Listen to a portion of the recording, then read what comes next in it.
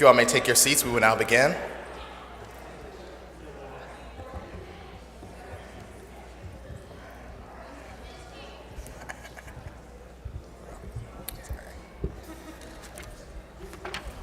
If you all may take your seats, we will now begin.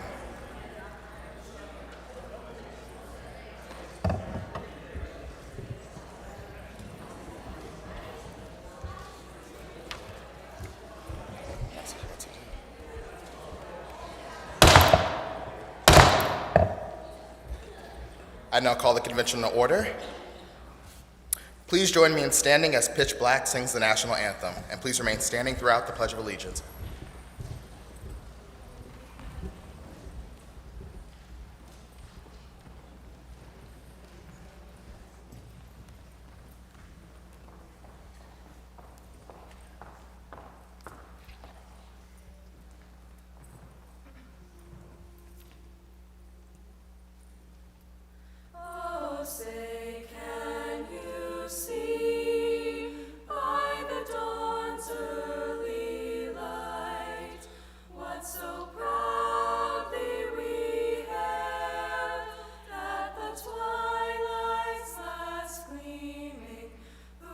Stripes and bright stars through the perilous fight, o'er the ramparts we watched were so gallantly streaming, and the rockets' red glare, the bombs bursting in air, gave proof through the night that our flag was still there. Oh, say does that star-spangled banner yet wave o'er the land of the free and the home of the brave?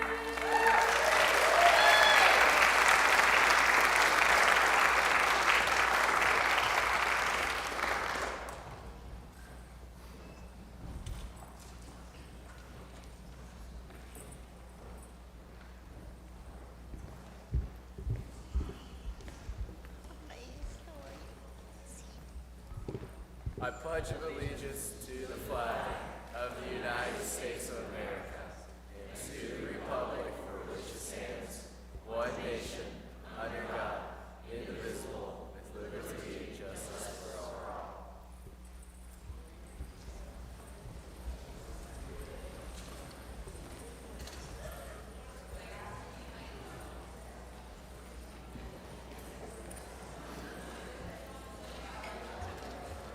Please welcome to the podium OWU's Associate Chaplain William Hayes, who will offer this morning's invocation.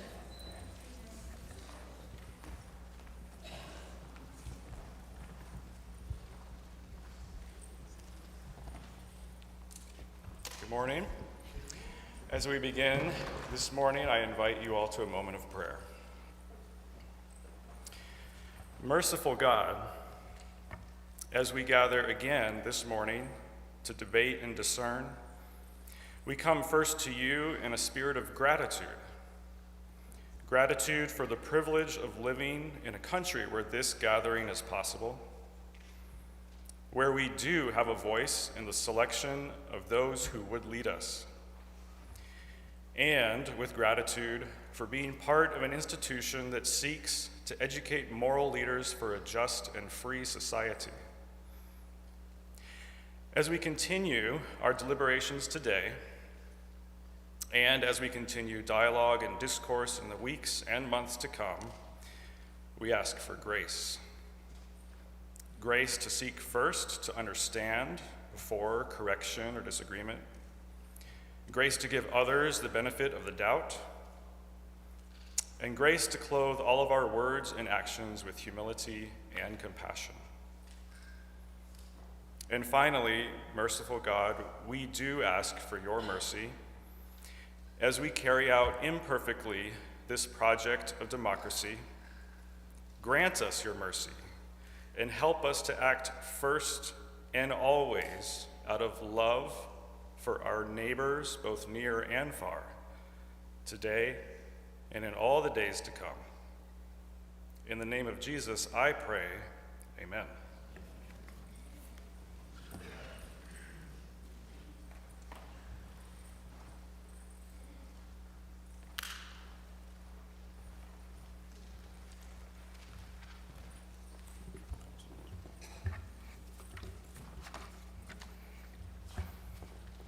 Ladies and gentlemen, and esteemed guests, it is with great honor and privilege that I stand before you today to introduce a remarkable individual whose contributions have left an undeniable mark on Ohio's political landscape.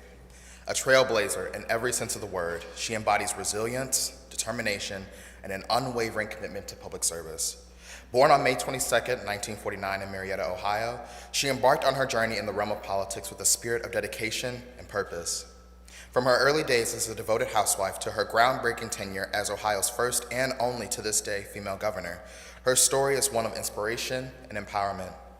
Having served as a member of the Marietta City Council and later as mayor, she championed initiatives aimed at enhancing the economic vitality and quality of life in her community. Her tenure as director of the Governor's Office of Alopecia underscored her unwavering commitment to advocating for the economic well-being of Ohio's Appalachian region. In 1994, she made history once again as Ohio's first woman lieutenant governor, and in December of 1998, she assumed the governorship, albeit briefly, yet leaving an undeniable mark on Ohio's political history as its first female governor. Beyond her groundbreaking achievements, her legacy endures as a beacon of hope and inspiration for future generations of leaders. Her dedication to public service, advocacy for Southeastern Ohio, and visionary leadership continue to resonate and inspire us all to reach higher and strive for excellence. As we welcome her, let us not only celebrate her remarkable accomplishments, but also heed her words.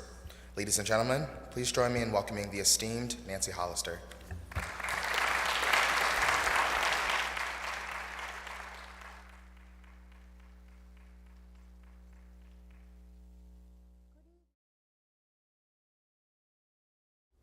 Good evening. A room full of mock conventioneers. This is a fabulous gathering. My name is Nancy Putnam Hollister, and I'm here this evening at the invitation of Ohio Wesleyan. And I want to say thank you to Ohio Wesleyan for continuing an incredible tradition of mock convention, because what a powerful educational tool to allow civil discourse and have participation from students in developing public policy. Because quite frankly, this world's going to be yours, and it's something you need to think about, participate, and enjoy. First, I thought that I might provide you with a little of my background. And I started in politics a long time ago, and I've served on Marietta City Council. I served as the mayor of the city of Marietta for 7.5 years. I served as the director of the Governor's Office of Appalachia for 3 years. I was lieutenant governor of the state of Ohio with Governor George Voinovich. And for 11 days, making Ohio history, I was governor. It was incredible. My 30+ years in politics, I have been afforded incredible opportunities to participate in communities and public policy, and travel and listening and understanding the citizens of the state of Ohio. And we are a motley crew and a fabulous bunch, because we're all so different. Whether you come from Youngstown or Toledo or Marietta or Vincent, you have something to contribute.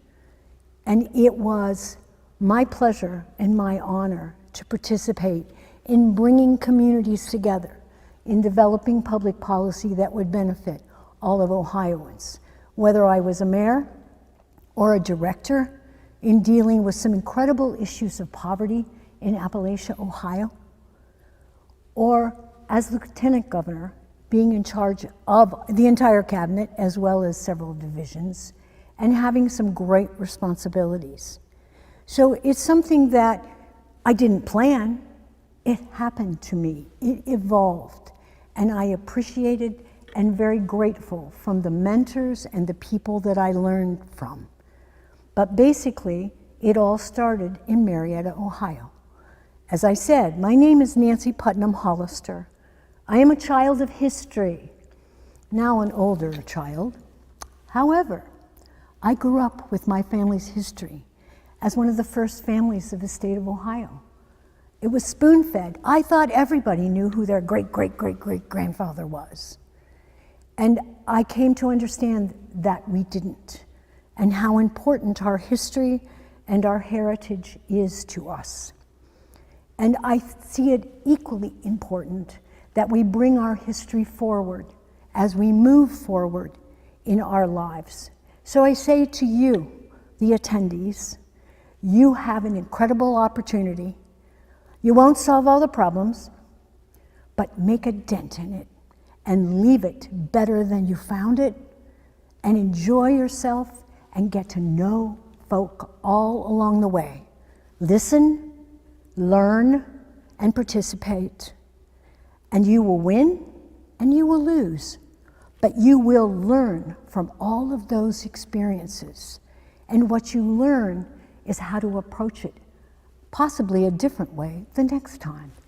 And the idea that we live in the country we live in, you have that opportunity to participate and to do something the next time. So I thank you for doing this, and I thank you for being here, because I'm really excited.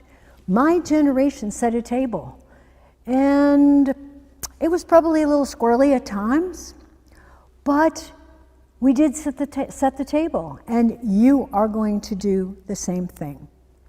And I am a Republican. I was brought up as a Republican in those times. My father was very involved. I went everywhere with him. And I learned a great deal. So it was sort of a natural assimilation for me. However, as I gained and advanced in politics, what I learned as a female, that sometimes it was a pretty tough row to hoe, but you had to do it. Keep stepping forward and keep smiling and keep getting it done. It was important.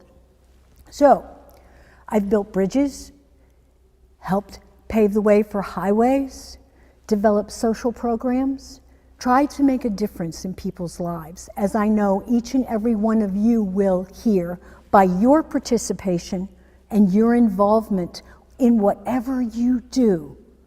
And ladies and gentlemen, it doesn't have to be a political office. It has to be participation in your community. Get involved. Volunteer. Whether you deliver meals, whether you're the member of a service club, whatever it is, because the quality of your community, the quality of life and the progression of your community depends on the public involvement and participation. So I would like to explain to you why I am a Republican.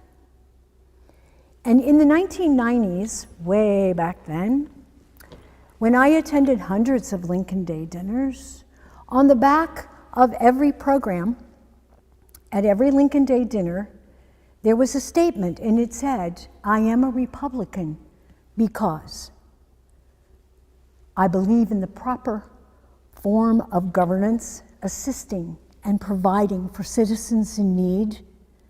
Number two, I believe that the most effective portion of government is local, meaning city, county, township first, because that's where folks are.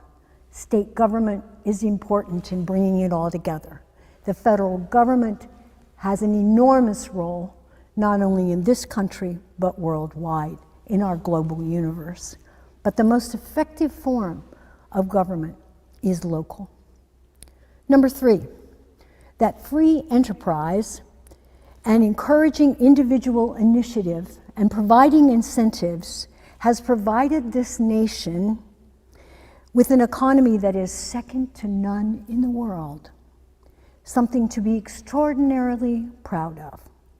Number four, fiscal management is a goal and is critically important that there always be the ability to see when you put something together, what are the consequences of what you are doing for the people you wish to serve and how you're going to pay for it, and looking at it in a broad base.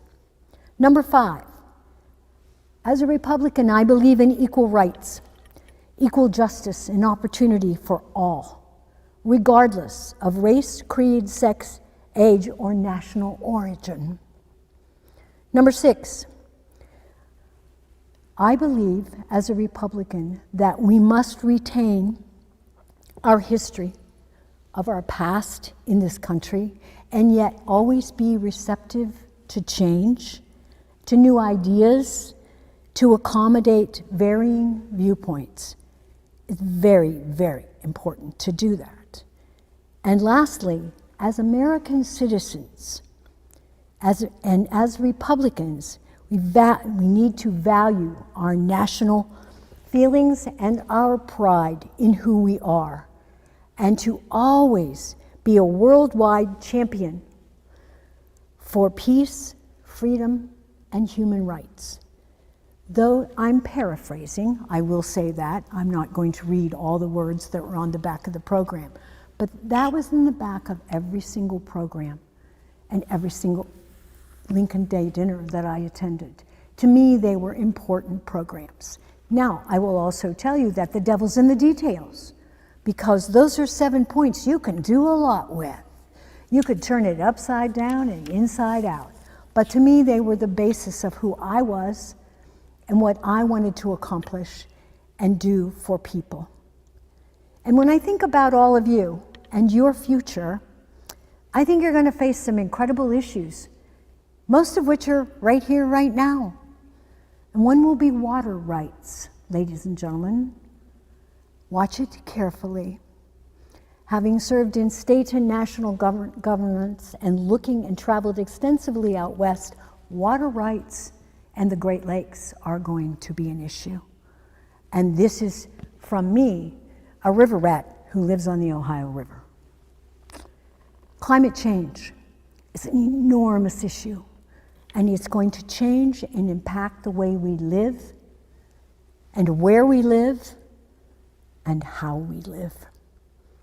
And it's something we need to pay attention to and try to work with to make the best of what we have. Public education. If you look at the founding of the state of Ohio or the founding of the Northwest Territory by the Ordinance of 1787, public education for all was listed then.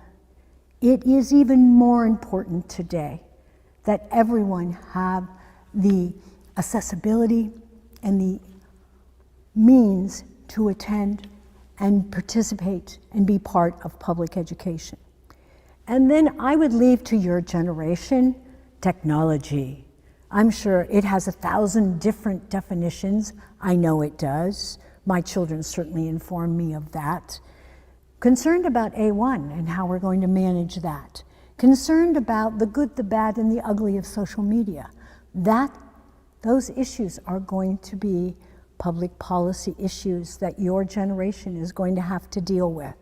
Healthcare, the accessibility of healthcare and the cost of healthcare will continue to be an issue.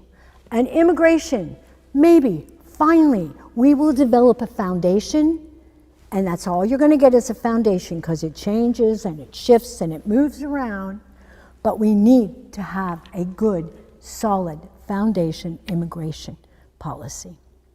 So I would say to all of you tonight, participate, listen, learn, contribute, and every level, wherever you are and whatever you're doing, and always vote. If you were one of my children, when you turned 18, you got a voter registration in your birthday card. Always vote. It is your right and it is your responsibility to do so. I wish you well. Thank you.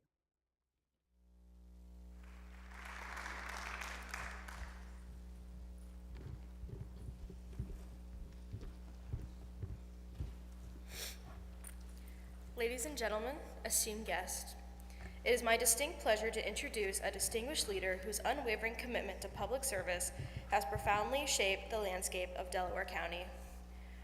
With a career spanning decades and marked by remarkable dedication to community betterment,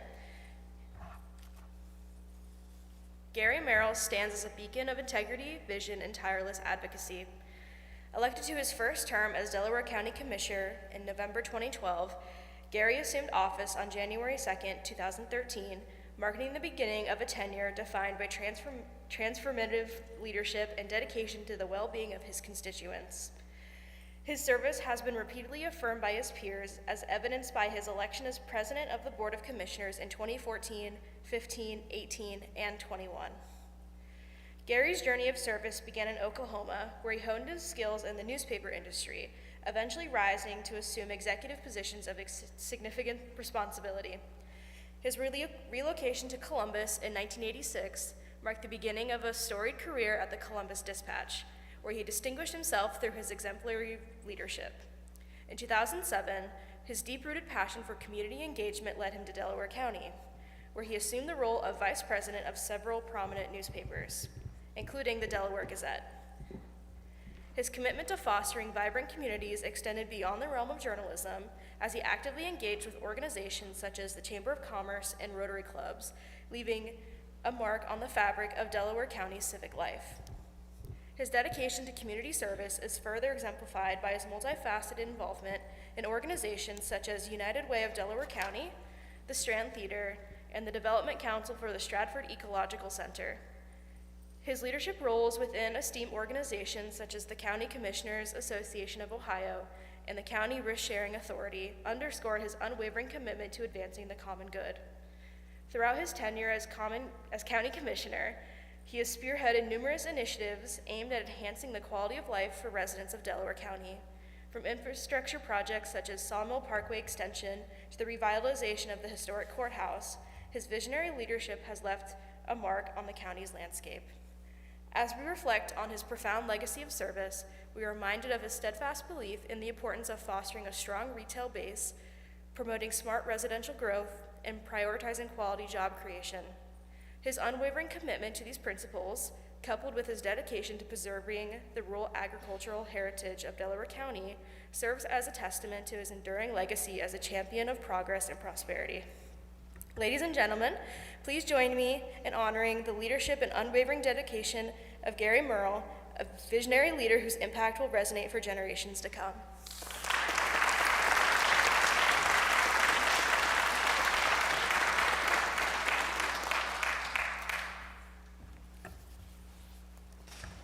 I wasn't expecting that long bio. Thank you very much. And I want to welcome the delegates to Delaware County for this year's mock convention.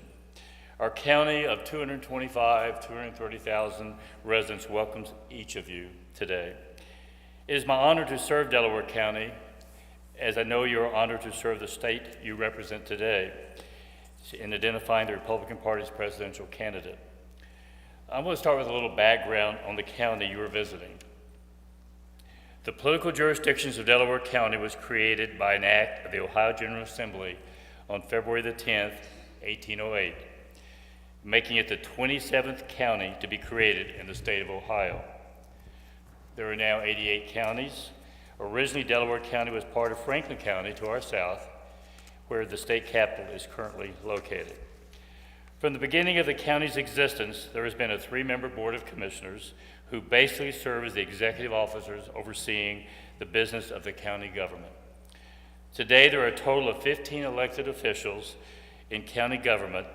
These officials include a county auditor, a clerk of courts, who I believe is with us today, a coroner, a county engineer, 4 judges in the common pleas court system, a county prosecutor, a county recorder, a sheriff, a county treasurer, and 3 members from the municipal court.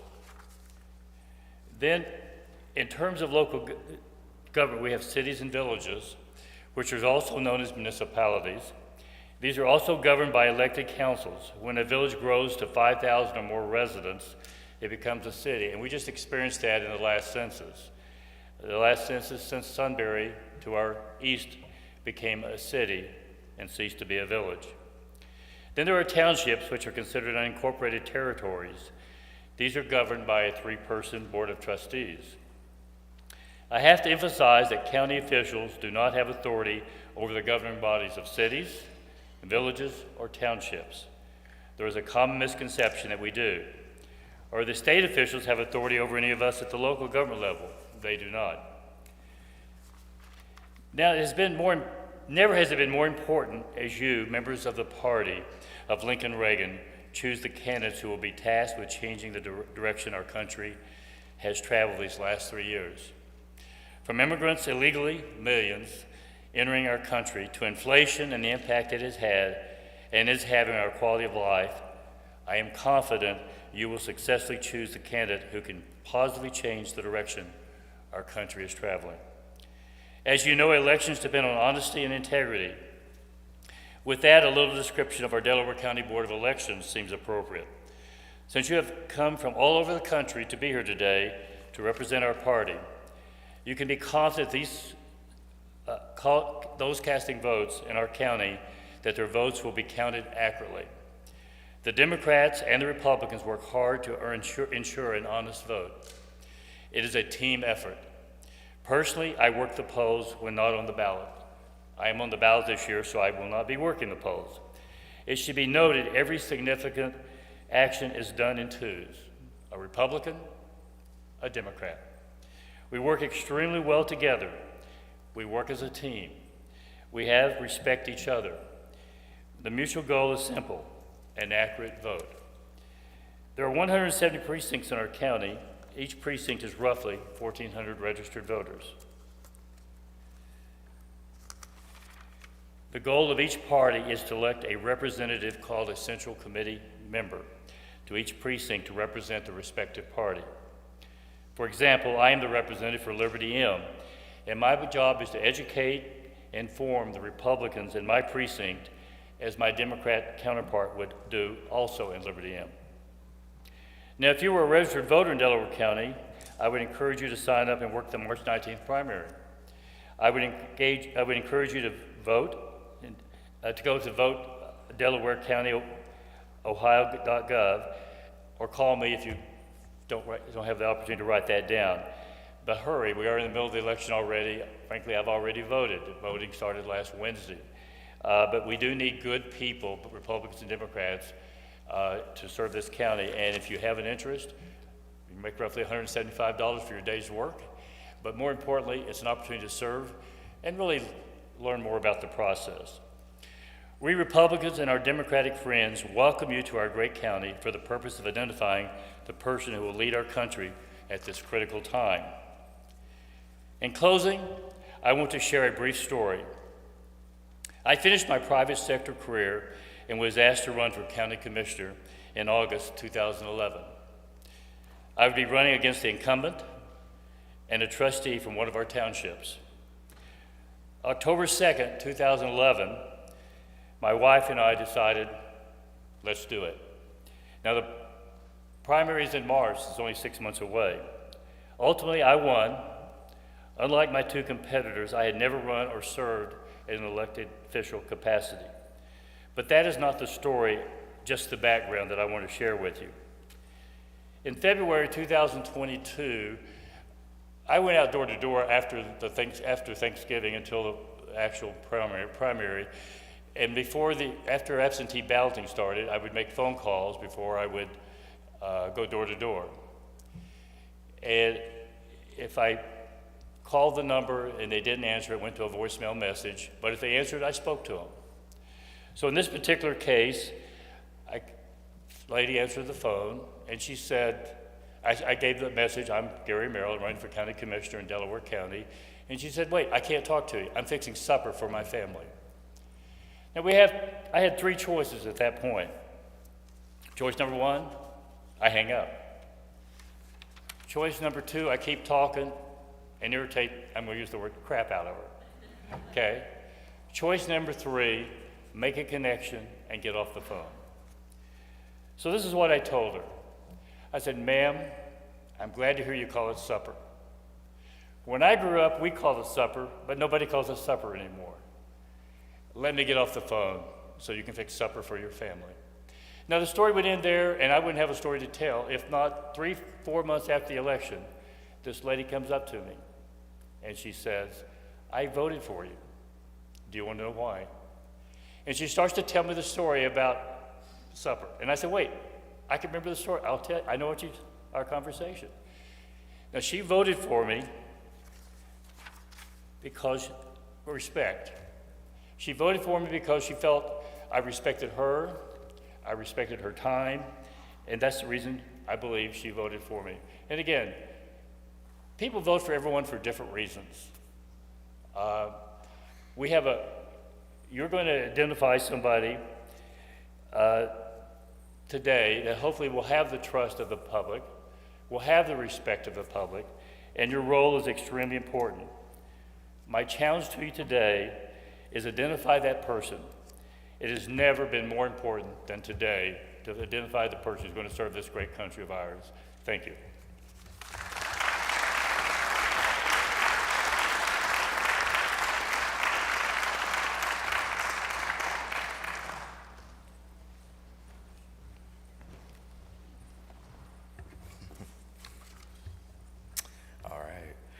Prepare yourselves for a journey back in time as we welcome a man whose wit and wisdom are as timeless as they are legendary.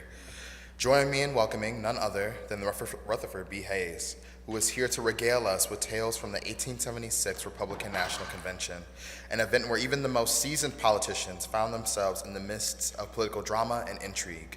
So, sit back, relax, and let us embark on a captivating journey through history with the one and only Rutherford B. Hayes.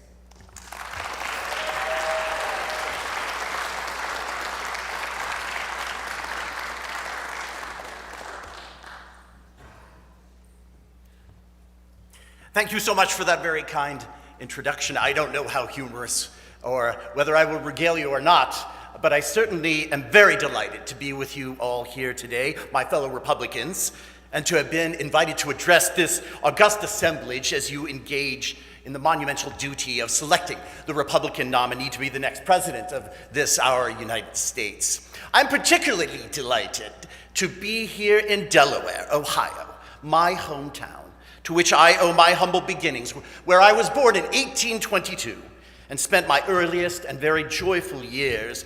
In spite of growing up without a father, growing up in Delaware laid the foundations for many of the principles that I hold dear.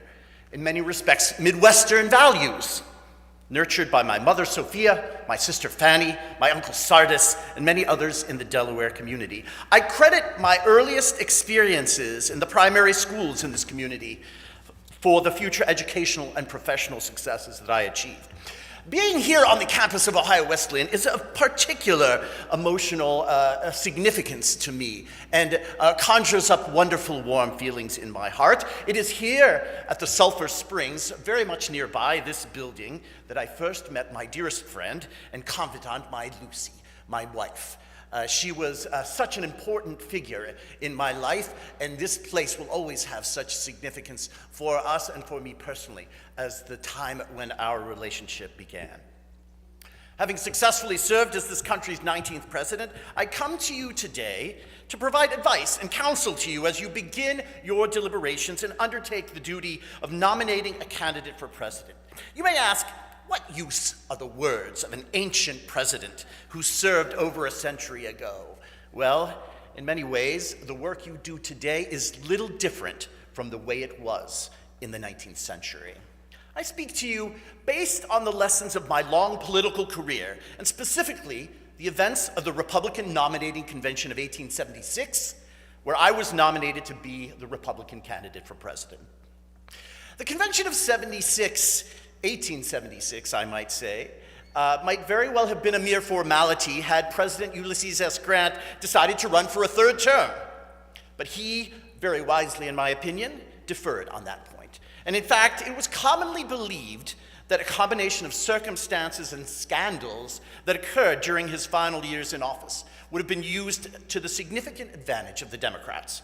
In particular, the country had suffered a tremendous economic depression, brought about by the financial panic of 1873. While the Depression ended in 1875, the country still had not fully recovered by 1876. Public disillusionment with the Republican Party was growing. Beyond the economic difficulties, the public bristled at the corruption in the civil service and in the continuing costs of the federal military presence in southern states. In fact, in the midterm elections of 1874, this disillusionment allowed Democrats to take control of the U.S. House of Representatives, the first time since the end of the Civil War. The Democrat Party had momentum, and they knew the Republicans were vulnerable. They eagerly awaited the presidential election of 1876. It was recognized that the Democrats would likely select popular candidates from Republican stronghold states like New York and Indiana, states with a large number of electoral votes, which further put the chances of a Republican victory at risk. When one is faced with such momentum by one's opponents, a key strategy to achieving victory is to minimize the opportunities for attack. Notably, President Grant's decision not to seek a third term was based on a recognition that significant liabilities that he had would have fed into the Democrat momentum. So my first caution to you as you go about the business of selecting the party's nominee is to be honest and aware of your candidate's liabilities, for it is within these liabilities that one finds the seeds of defeat. The convention of 1876 was held in the city of Cincinnati, another place that is very dear to me. My first political office was as city solicitor in Cincinnati, and it was the place of many of my professional successes. In fact, among the actions that established my reputation was my willingness to defend individuals who were accused of being fugitive slaves against being recaptured and taken back to their southern owners. In Cincinnati, this was a challenging endeavor, given the proximity to the slave-owned South right across the Ohio River. Cincinnati, interestingly enough, was also the place of my first political defeat. And I always remind myself that it is often from our defeats that we learn the greatest lessons. Going into the convention, the individual most favored to win was James Blaine from the state of Maine. He had served 6 years as Speaker of the U.S. House of Representatives, a powerful individual with a well-established reputation. An outside observer would have immediately concluded that Speaker Blaine was the one who would be chosen. Not only was he well known, he also had a well-organized effort at the convention to secure the vote. Other well-known politicians were given consideration. Most notable and formidable of these were Secretary of the Treasury Benjamin Bristow, Indiana Senator Oliver Morton, and New York Senator Roscoe Conkling. And then there was me, Rudd Hayes, the Civil War general. To be perfectly honest, I was convinced my chances of success were rather slim. While I had earlier been just elected to my third term as governor of Ohio, and while many suggested that I would be an ideal candidate for the presidency, I doubted that such a thing was possible within the particular context of the time. The number of delegate votes needed to win the nomination was 378. When the first vote was taken, it was a crowded field, 9 candidates in all. As expected, Blaine received the most votes, 285. Bristow and Morton each received in excess of 100 votes. Now, how many votes do you think Rudd Hayes received? Well, only 61, more than 200 votes behind the leading contender. Few votes changed on the second, the third, the fourth ballots. Among the delegates, however, were some who understood the need for reform within the Republican Party. They recognized that victory could only be achieved by someone who was removed from scandals, who was known for effective leadership in service of country, and would bring stability to the party and to the nation. By the 5th vote, Blaine still hovered around 290 votes, but my tally had risen to over 100. In the 6th vote, Blaine's total rose to over 300. And mine only to 113. On seeing the increase in Blaine votes, several remaining candidates bowed out, and those among the crowd who were reformers understood that there was an opportunity. Most of those votes were shifted to me so that by the 7th ballot, I emerged with 384 votes, enough to secure the nomination. Imagine my surprise when I received that news. I recount this experience because it clearly illustrates to me the idea that the first choice, perhaps the obvious choice, is sometimes not the best choice. Now, you may ask yourself, what considerations favored my candidacy? And let me reflect on that with you for a moment. First, I was considered a man of integrity. I was the least tainted by scandal and corruption, a man of integrity and honesty. Throughout my entire career, I focused more on doing what was right rather than what was best for me personally. Honesty and fidelity were foundational principles for me. Why else would a man of 39 years, with a wife and several children, volunteer to fight in the Civil War, as I did? Why else would a man engaged in the Civil War refuse to leave his post to campaign for election to Congress, as I did? Why else would I champion civil service reform, to the great dismay of many of my fellow Republicans who believed, as the saying goes, to the victors belong the spoils, and who benefited greatly from patronage? Why would I do things to anger them, as I did? Why else would one vote to place the 14th Amendment to the Constitution before voters, as I did? Why else would one vote to override the presidential veto of the Civil Rights Act of 1866, made by Andrew Johnson, as I did? Why else would a man commit to serving only one term as president, so as not to be susceptible to the temptations of patronage, as I did? Why? Because these were the right things to do. My beliefs are captured by my most famous pronouncement, words that you should heed. He serves his party best who serves the country best. That the party benefits when its leaders do the right thing for the country and not doing those things that may serve their own personal interests or the interests of the party. The second reason I believe gave me preferential consideration was that I was a champion of unity. In spite of my military service and the many political battles that I was involved in, my nature is to be a unifier. In some respects, my military service was actually performed in the interest of unification. When I became president, I helped to settle a dispute between Uruguay and Argentina. I helped to resolve the disputed question of Chinese immigration in California. And in some respects, I united Republicans and Democrats as I proceeded to reform the civil service and denied them both of the advantages of patronage. I was not well regarded by my Republican colleagues on many occasions. Throughout American history, we have been at our best when we come together to work for the common good. Yes, we can disagree on how we approach challenges, but we can also commit to collaboration as a better way than condemnation and conflict. Even our founding fathers, while predating the existence of the labels Republican or Democrat, worked together to find positions where both sides of an issue could coexist, knowing that we will always be stronger as a nation when we are united than when we are divided. Before I conclude, I want to offer one personal reflection. Among the most significant influences in my life were my mother, Sophia, my sister, Fanny, and my beloved Lucy.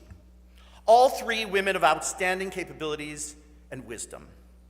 And as I reflect on this reality, all these many years later, I'm struck that any of them would have been as effective a leader and as a politician as I was. We as a party and as a nation have not valued sufficiently the formidable capabilities of women to our own detriment. Too few serve in elected office, in state houses, and in Washington. We can and must do better. Furthermore, Republicans, led by the greatest of them all, Abraham Lincoln, were the champions of the fight against slavery.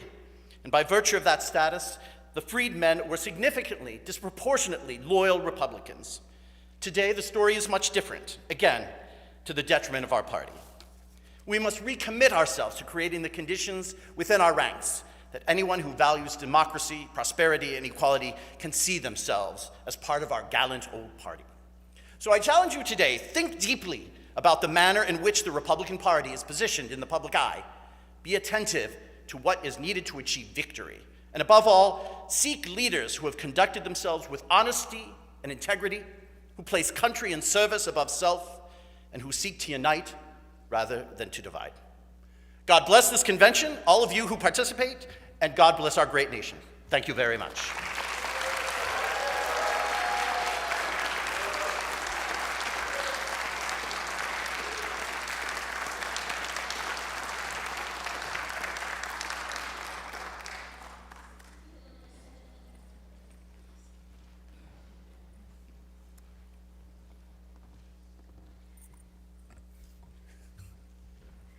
And now it is time to find out who our next nominee for president will be. But before we begin, I just want to give you a brief overview of how we vote to nominate a candidate. There are nomination forms available here at the front of the stage, here and here. You must fill one of these out and gain 15 signatures from a minimum of 5 delegations. Now this part is really important. A delegate may only sign one nomination form for president and one nomination form for vice president. Once your forms are in, we will open the floor to speeches on behalf of your candidate. The state nominating the candidate will be given the opportunity to speak on behalf of their candidate first, and then anyone wishing to second the nomination will be given the chance to speak. The total time for nominating and seconding for a single candidate will be capped at 10 minutes. The speeches will be given in the order that the forms are submitted and received. Once the nominating process has been completed, the convention chair will do a roll call vote, us. State chairs, we ask that you please be prepared to announce the number of votes your state casts on behalf of each candidate. Remember, you may only cast votes for delegates currently on the floor. The same procedure will govern nominations for vice president. We'll take a brief 10-minute recess now for you to gather signatures. Good luck.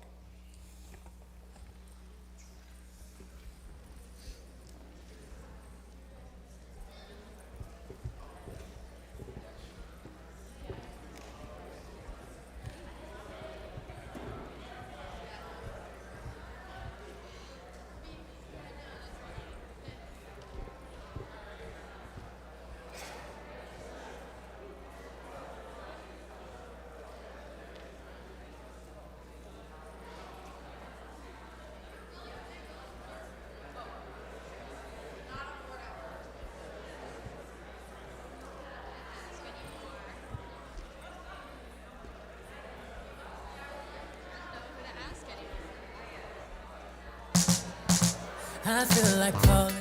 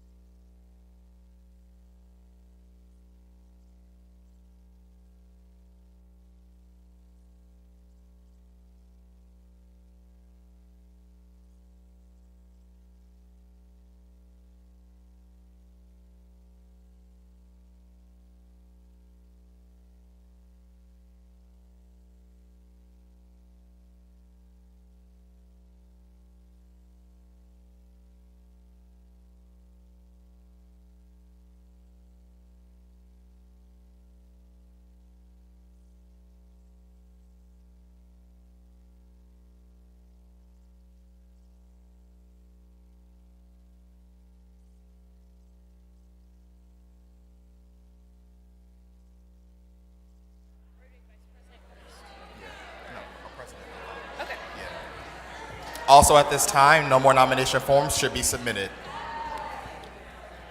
Again, we are no longer accepting any nomination forms.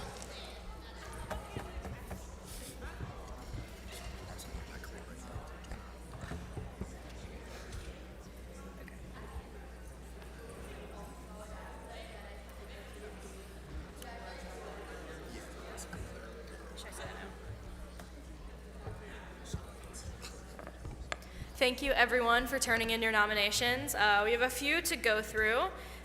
They're all great candidates for president and vice president, so I'm going to take a moment to look through all of them. Thank you. But at this pivotal moment in our mock convention proceedings, it is my distinct honor to announce that Nikki Haley, a distinguished candidate from South Carolina, has already been nominated. In light of this significant development, I humbly invite Chair of South Carolina to ascend the platform and present the formal nomination on behalf of our esteemed delegate from the Palmetto State. Let us extend our sincere appreciation for their contribution to this historic event. Come on up, Kobe.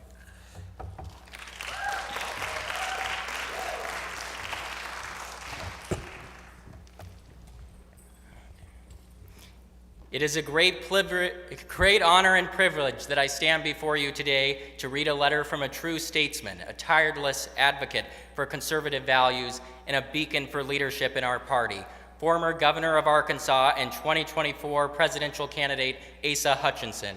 Throughout his distinguished career, Governor Hutchinson has displayed a rare blend of integrity, intellect, and compassion. He has served the public in both domestic and international affairs, serving not only as governor, but as the first Undersecretary of Homeland Security for Border and Transportation under President George W. Bush, making him an invaluable asset to our party and our country. Under his leadership, Arkansas experienced remarkable growth and progress, with Governor Hutchinson implementing bold initiatives to foster economic development, enhance education, and strengthen the criminal justice system. His commitment to innovation has made Arkansas a model for effective governance and has earned him the respect and admiration of his constituents. Most importantly, Governor Hutchinson embodies the strength of unity and bipartisanship that is so desperately needed in today's political climate. He has shown time and time again his willingness to reach across the aisle to put common sense solutions in place to solve complex challenges, putting the needs of his people, his state, and his country above partisan politics. In that spirit, I quote from Governor Hutchinson, a letter addressed to all of us as delegates of the 2024 Ohio Wesleyan Convention.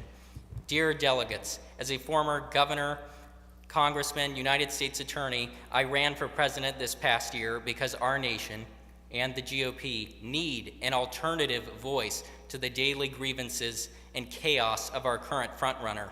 As a Reagan conservative, I spoke for principles of our party over ego, anger, and retribution. I made it through the Iowa caucuses, but at that point I suspended my campaign. I have now endorsed Nikki Haley. Ambassador Haley has mounted a serious challenge, making the case the GOP should not be the pro-Putin party, but the party that supports freedom at home and abroad. We should not be the party of grievance, but the party of principles, solving the challenges tomorrow brings. And very importantly, the GOP should not support isolating the U.S. from the world by withdrawing from our allies or by building a protectionist economic ring around the country as advocated by our frontrunner. That type of thinking says the United States cannot compete and win on the world stage, and I know we can because we have.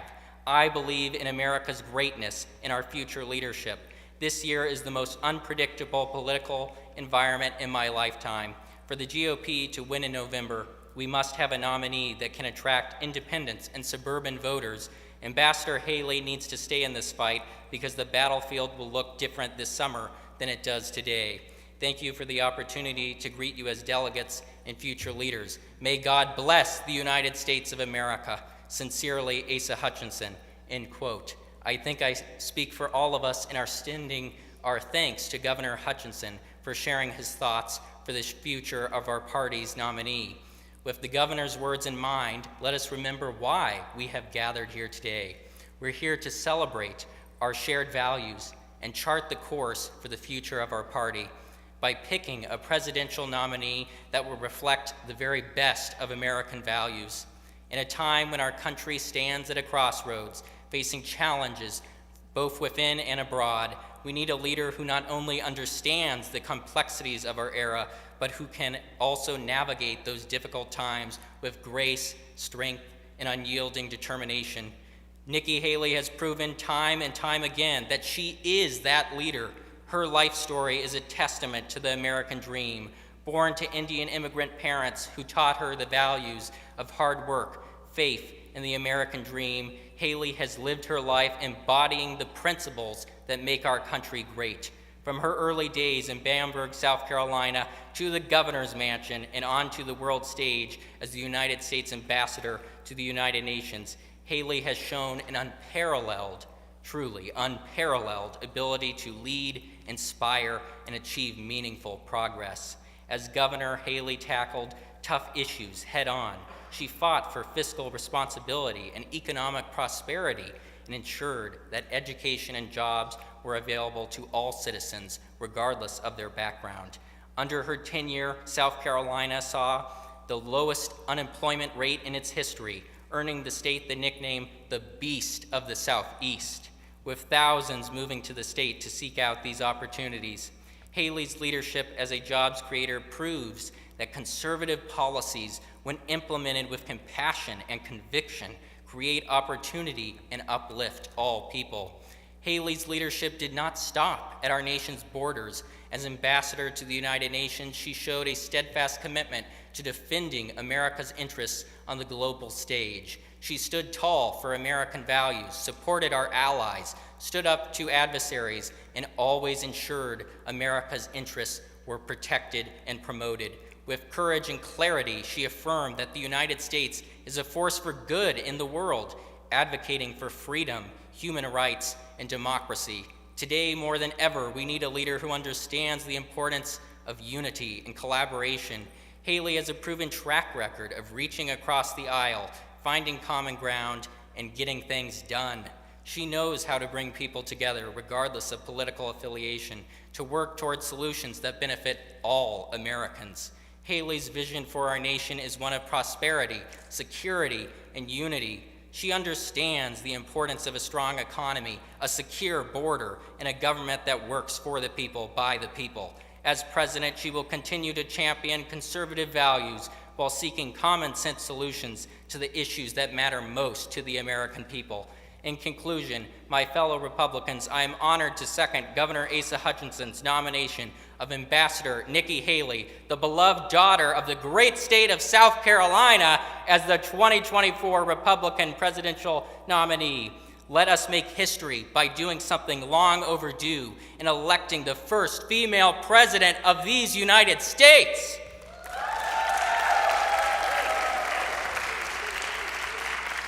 Let us unite behind a leader who embodies the very best of our party and of our nation.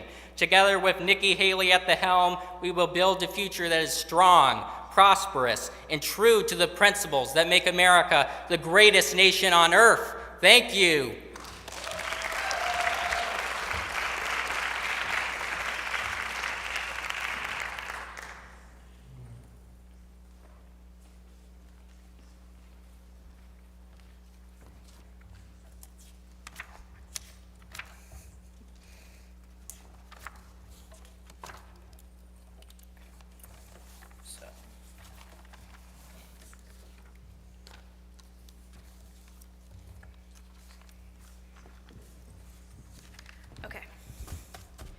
Right now, we have 6 nominations for president, so I'm going to go ahead and read off all the names, and then we'll head into debate. So we have received a nomination for Nikki Haley. We have also received nominations for Bob the Bishop, Mitt Romney, Elizabeth Cheney or Liz Cheney, and Beyonce. And I do have to announce we had one submission that I have to strike because it is not valid. Mallory Watts. I've been told to read In parentheses, she is definitely 35. At least she will be someday. She's definitely not 35. She has been telling people that she's 47 and that she looks really good because it's all of the Diet Coke. I'm so sorry I have to strike your nomination, but thank you for the energy. Don't boo. All right. So for Bob the Bishop has been nominated.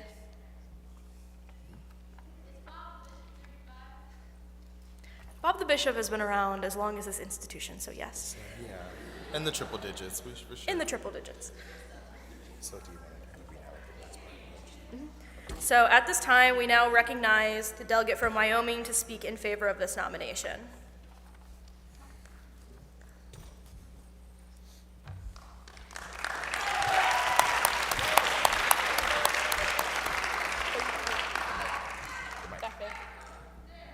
Yes. Yes, the microphones you've been speaking into. Thank you. All right, considering that we went over time yesterday, I'm going to make this as short and as sweet as possible for my sake and for yours. Bob the Bishop has been around, as we mentioned, since this institution has. He has a lot of experience in leadership. He gets us hyped up at football games and other sporting events, and I want someone like that in the Oval Office, somebody who's going to support me as a student and somebody who I can really get behind. And that being said, I don't have anything else planned, so that's it. Vote Bob the Bishop. You know you want to. Come on, vote for him. Let's go, people.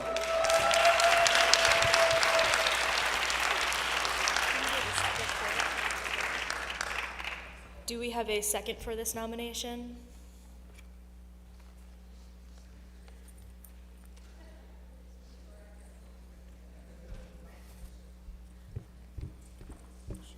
Okay, I'll keep it short as well, because I don't really like public speaking. But yeah, who else do we want in the Oval Office besides Bob himself? It's Bob the Bishop, y'all, come on. He's the only candidate that we, as a student body, can get behind to represent us. Thank you. Thank you. Are there any additional comments of endorsing this candidate?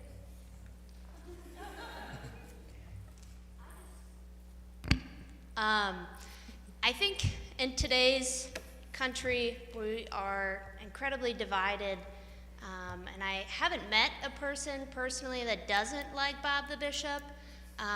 We may be playing it safe. I think it's okay to play it safe. I also just want to point out that Bob the Bishop has really grown throughout the years. He started off a little rough, a little scary, and he's had some questionable times, but I think that honestly that's a message that we should be sending to our fellow Americans, is you don't have to be perfect. And in life, you grow as a person, and maybe you make mistakes, and you have a few setbacks. That's okay. And personally, I think that's the message we should be sending to our children, is every day you wake up, you try to be better than the day before. And I think Bob the Bishop really embodies that. And I think that's the America that I want to live in.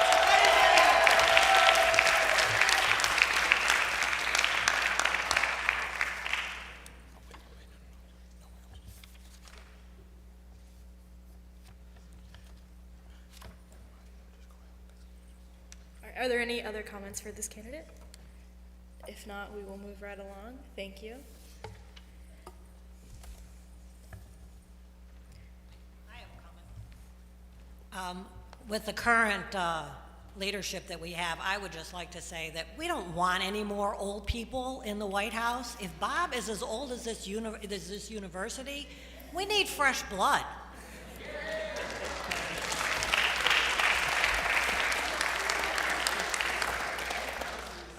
Thank you. All right, moving on.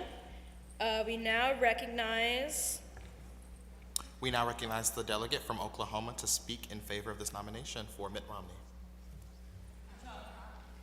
Oh, Utah. Apologies.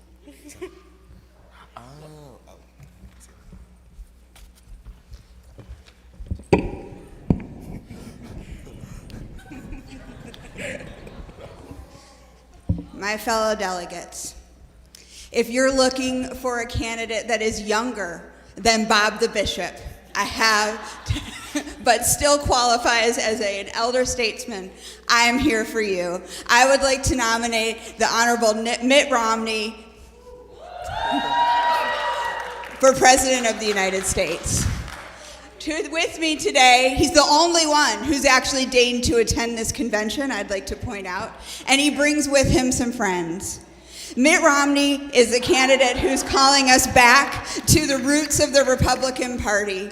This is a candidate who knows that Republicans weren't always the caricatures that we've seen, that they are people who care deeply about values such as faith, family, and fiscal conservatism. There is no better candidate than Mitt Romney, who has the experience of being a governor. He led the Winter Olympics. He also has served as a senator. This is a man who's also been a presidential candidate and knows how to run a campaign. He knows that the Republican Party of today actually would do better to go back to the Republican Party of its ancestors.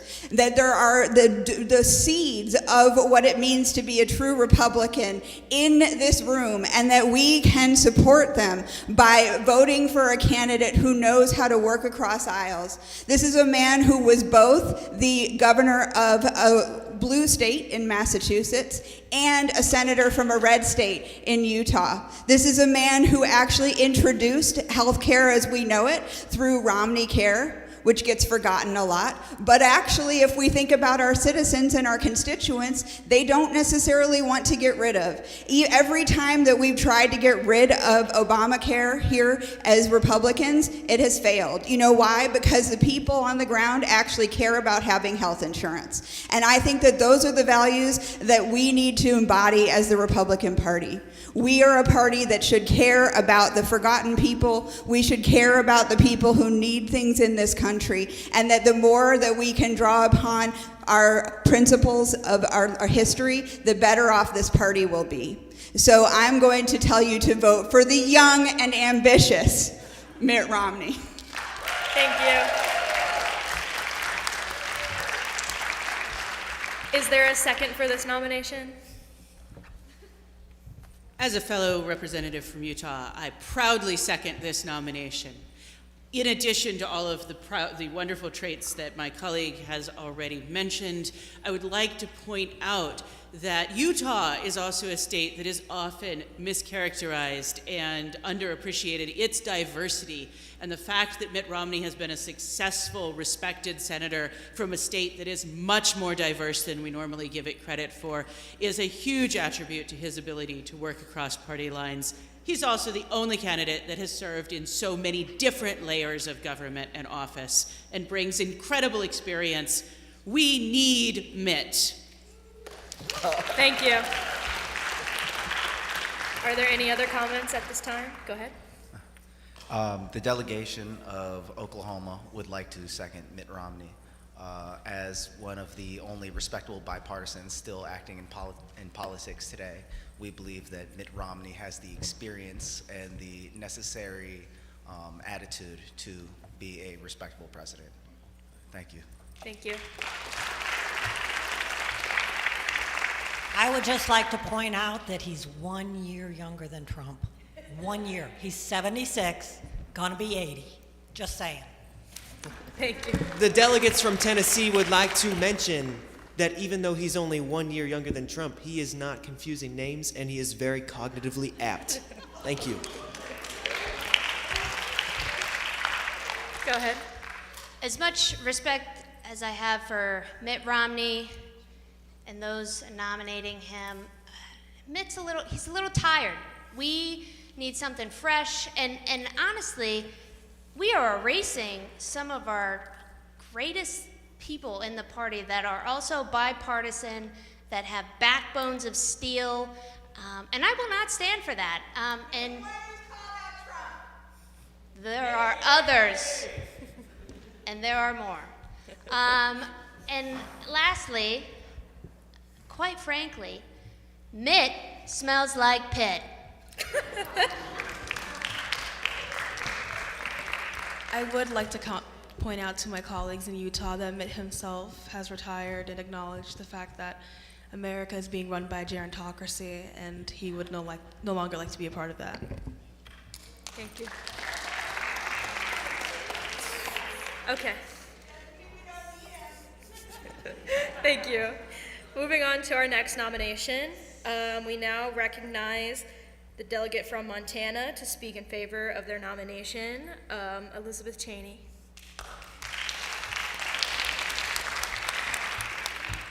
So the Montana delegation stands today to nominate Elizabeth Cheney for President of the United States. Most recently, Liz represented Wyoming in the U.S. House of Representatives, holding the same seat that was formerly held by her father, former Vice President Dick Cheney. Liz was regarded as a leading conservative voice, known for her pro-business stance, her defense of Second Amendment rights, and hawkish security positions. All that came to an end when Liz decided to call the Capitol riot a riot and to reject Trump's false claims of stolen election. Liz's involvement in the January 6th hearings have raised her to national renown. We nominate Liz Cheney for president to help restore honesty and integrity to the Republican Party. Thank you. Thank you. And she's 57 years old. Is there a second for this nomination?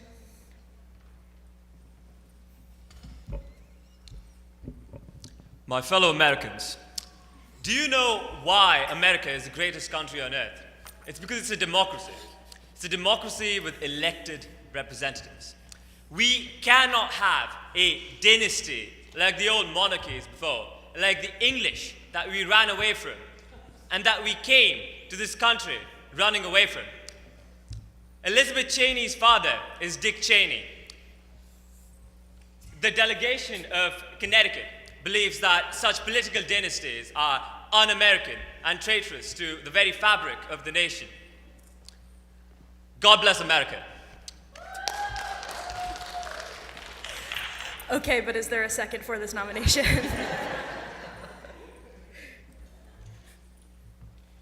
Montana would still also like to second the nomination for Liz Cheney. Being a Western state, Montana also supports Second Amendment rights. We are a strong, independent people in Montana, and we feel that Liz Cheney definitely exudes those qualities. She has stood up for her principles for democracy, being a very strong conservative. Thank you very much. Thank you. Are there any additional comments? Yes, I'd like to comment on Liz Cheney's nomination. Let's not forget that her father, Dick Cheney, was heavily involved with oil corporations that had private interests in Iraq and got us tangled up in the Iraq War. I'd also like to mention that the entire Republican Party supports the Second Amendment, and that's not a very special trait. I believe Mitt Romney supports the Second Amendment. I believe Nikki Haley supports the Second Amendment, and I'd like to apologize, but I just don't see how Liz Cheney differentiates herself just because she served on a committee. Thank you very much. Thank you. Okay, go ahead. I would also like to say that Liz Cheney has commented on her father's involvement in torture via the CIA. And Cheney said about someone who was waterboarded, quote, "He was waterboarded because the CIA believed that he and the two had," and this is a quote, "perishable information about imminent attacks on the United States. And the decision was made, and it was absolutely the right decision. And I certainly hope that future presidents would make the decision again that you've got to waterboard somebody because it means that you're going to get information to save lives." Thank you. And our final two comments. Hello. I understand the concern with Liz and her dad, but Liz is not her dad. She can't control what her dad does. She's her own person, and how many of us have crazy parents? Okay, exactly. Thank you. Okay, I can't control what my dad says and what he does. I mean, I would love it if I could. So if we have a candidate that can do that, let me know. But also, I just want to point out again, Liz's backbone. I know a lot of you that really struggle to stand up to somebody, and I think Liz shows a true act of courage. We can't. Liz refused to be a sheep, and we can call out the Democrats for being sheep, but sometimes we have that same issue. And Liz, she's a bright young woman, and I respect her. Thank you. And our final comment, go ahead.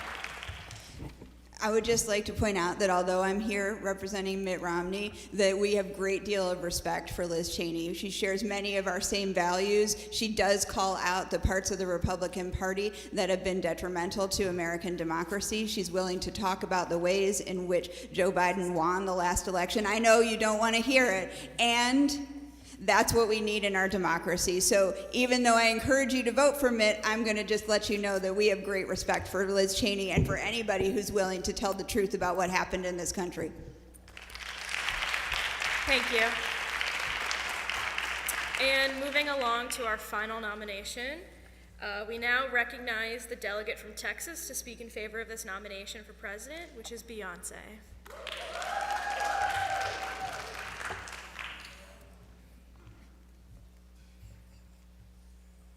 Friends, fellow delegates, I have a question for you.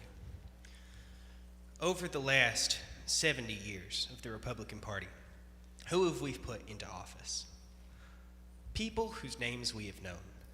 People like Dwight Eisenhower, who served this fine country and the world during World War II. People like Ronald Reagan, a man known for his performances on the screen and in office. Today, I want to present to you a new candidate, someone whose name is already known in these fine states, by the name of Beyonce, a favored and favorite daughter of the great state of Texas, the Lone Star State.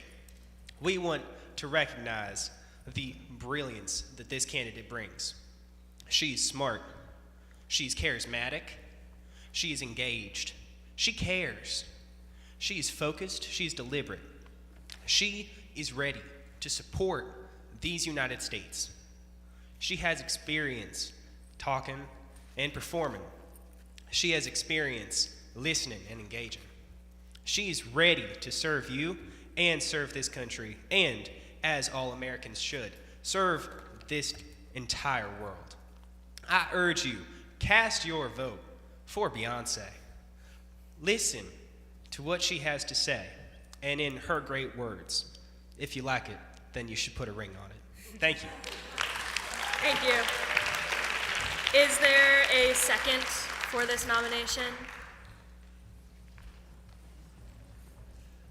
Hello, I'm from the great state of Alaska, and I just wanted to second the vote for Beyonce because, like my colleague stated, she has the name recognition. If you go up to anyone in America, I would bet you they would be able to recognize Beyonce. And in addition to this, her favorite number is 4. This next election will be 2024. It's literally in the name. It is her year.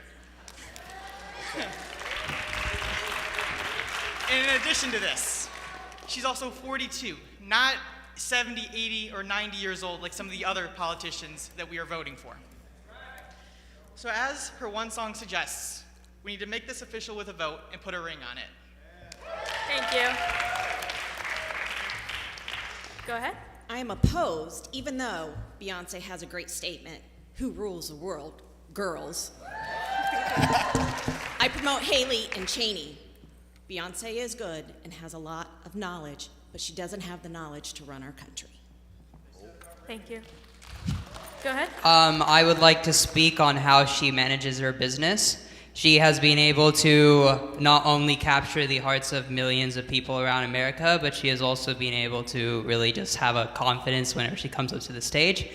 When it comes to presidency, we need someone who kind of needs to like rally the people behind them. I feel like she has that power that she can do it. I would also like to state that age does not entirely matter here. It just matters on the health of the individual, in my own opinion. Okay, goodbye. Thank you. Go ahead. Beyonce, as we speak, is bridging the gap of her pop career into her country career. She is bridging the musical gap, and she can bridge the gap we face in this country. Thank you. Go ahead. As a fellow delegate of the great state of Texas, amen, amen. There is no one on this earth that I would rather call Madam President than the Beyonce. She understands all of us. So let's please elect someone who is there for the people. Thank you. Go ahead. Now, I just want to go on about what she said about bridging the gap. Obviously, we can see some Republicans like Beyonce. You know who else likes Beyonce? Literally everyone. So it's like, we're going to get the votes if we go with her. Just saying. Thank you. Beyonce is not only versatile in her music, but her talent. Unfortunately, I can't really speak to everything she does other than her music and whatever businesses she may have, but I'm pretty sure she's successful. She's got a lot more money than most of us. But I want to speak to her music. And she's put out country music, she's known for pop, she's done rap. Her music, if you really think about it, is kind of embodies what we all know and love, the power of the liberal arts. And if Beyonce can prove that to America, we may be able to save this country, people, because we may need to change the name or something, but the liberal arts may be able to save us. And I think that the woman to do it for us may just go by the name Beyonce. Thank you. On behalf of the Missouri State delegation, I would just like to say, as fellow Republicans, we all may like Nikki Haley and Mitt Romney and Trump, but they've never made me dance like Beyonce has. So for that, my fellow Americans, vote Beyonce. Thank you. Question to the chairs. This is the Republican National Convention. Beyonce was a known Hillary Clinton supporter in 2016. She is a Democrat. No, she's a Democrat. This is the time to elect a woman president, and that woman is Nikki Haley. It is not Beyonce, a Democratic traitor to this convention. Thank you.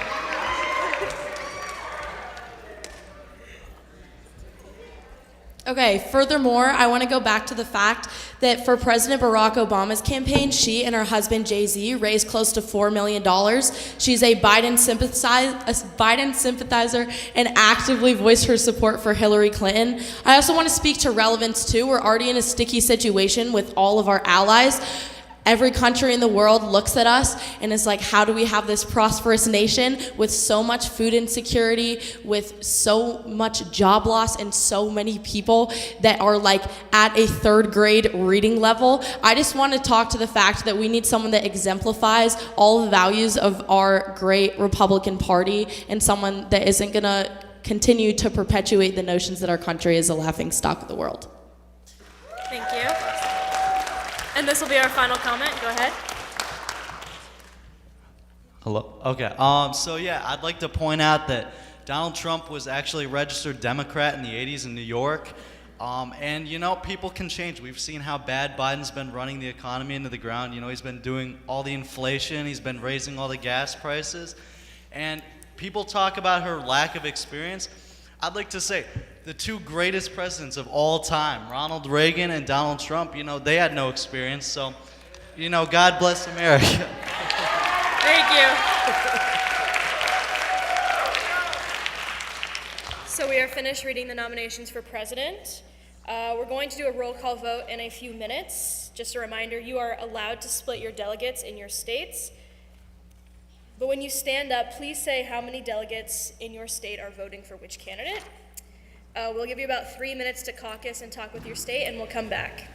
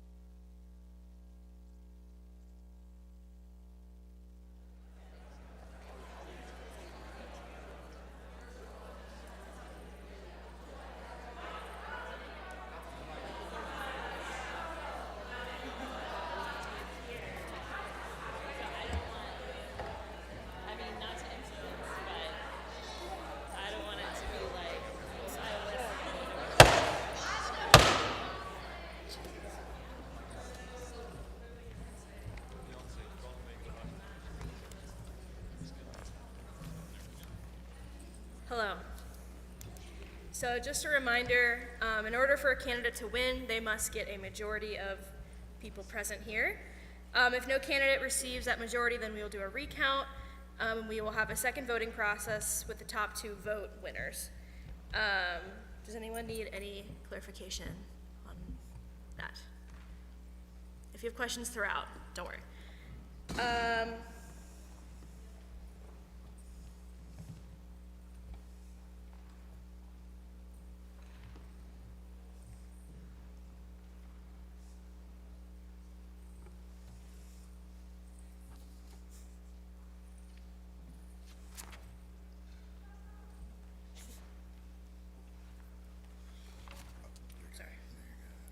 Okay, we're going to start the roll call vote.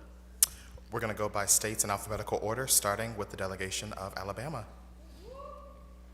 Oh, and please come to the mic. Thank you. So do I just say how many people voted for who?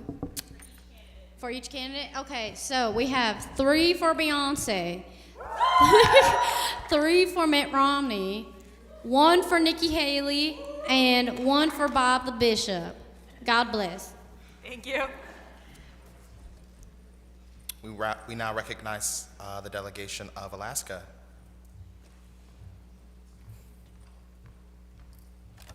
Hello. We have 1 for Beyonce and 1 for Haley.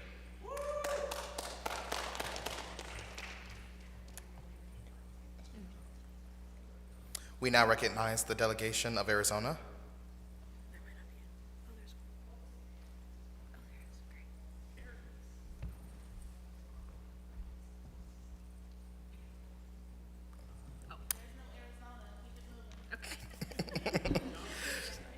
We will now recognize the delegation from Arkansas. We will now recognize the delegation from California.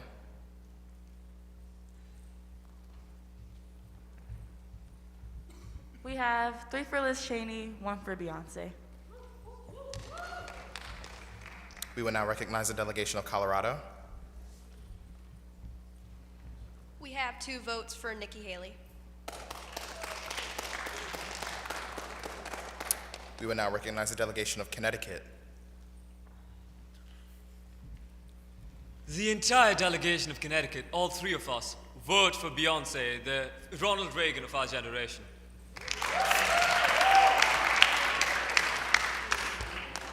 We now recognize the delegation of Delaware. We only have 1 vote, and it's for Bob. Thank you.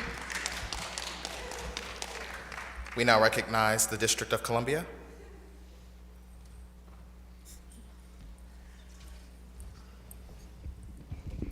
Washington, D.C., where we have taxation without representation, only has 1 vote. I'm the only Republican who lives in Washington, D.C.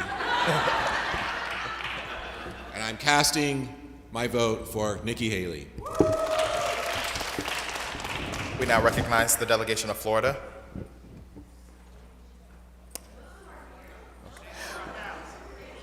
We now recognize the delegation of Georgia. The great state of Georgia has 2 proud votes for Nikki Haley and 3 votes for Beyonce. We now recognize the delegation of Guam. Is that? Nope. We now recognize the delegation of Hawaii. We now recognize the delegation of Idaho. We recognize the delegation of Illinois.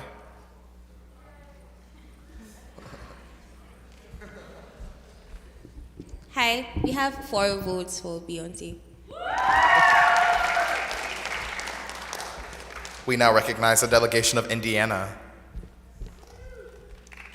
The delegation of Indiana would like to cast 2 votes for Nikki Haley, 2 votes for Liz Cheney, 1 vote for Bob the Bishop, and 1 abstain. Thank you. We now recognize the delegation for Iowa. We now recognize. We now recognize the delegation of Kansas. We will now recognize the delegation of Kentucky. We will now recognize the delegation of Louisiana.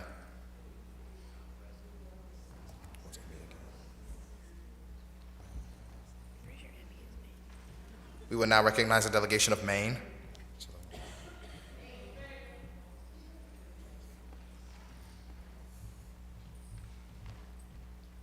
Two votes for Beyonce.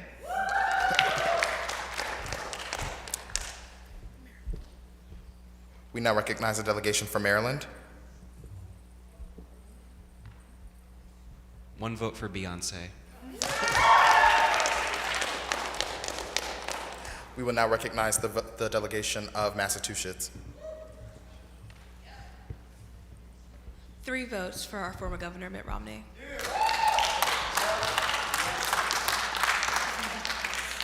We will now recognize the delegation for Michigan. We will now recognize the delegation for Minnesota. The state of Minnesota gives 1 vote to Mitt Romney. We now recognize the delegation of Mississippi. We now recognize the delegation of Montana.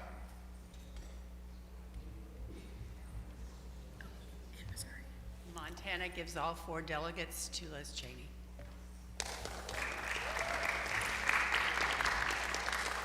We now recognize the delegation for Missouri.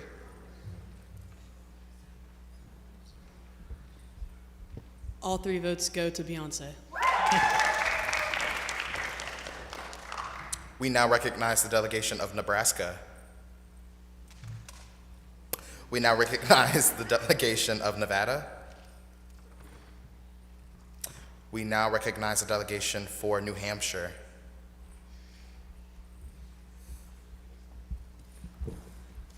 Two votes for Beyonce. We now recognize the delegation for New Jersey. 1 vote for Bob and 1 vote for Beyonce.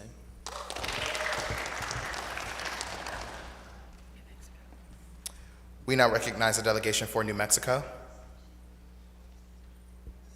We now recognize the delegation for the state of New York. New York cast 4 votes for Haley and 4 votes for Mitt Romney.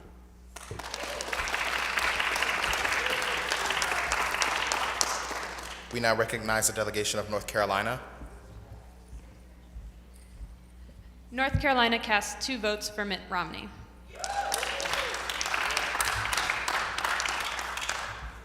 We now recognize the delegation of North Dakota.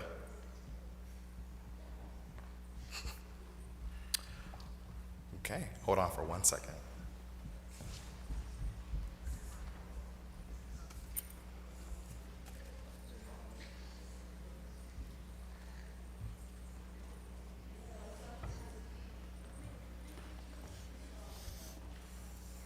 All right. We now recognize the delegation of the Mariana Islands. We now recognize the delegation for Ohio.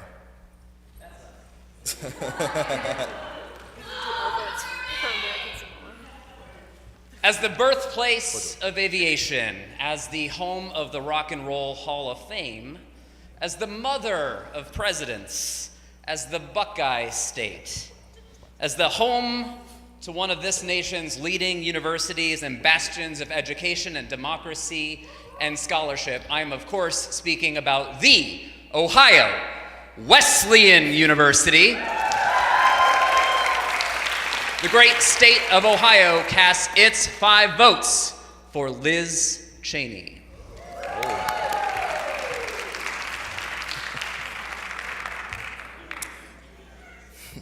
We now recognize the delegation for Oklahoma.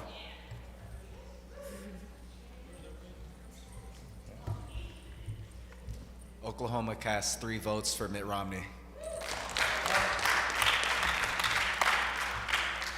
We now recognize the delegation of Oregon.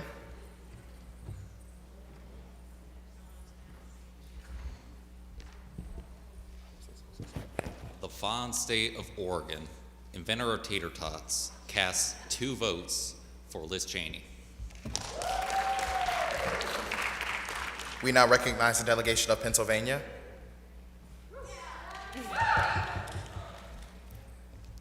We cast 2 votes for Beyonce.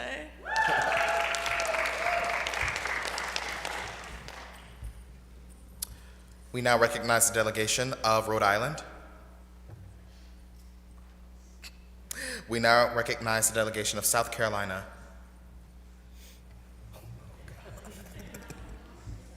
The great state of South Carolina casts its unanimous 4 votes for the next President of the United States, Nikki Haley.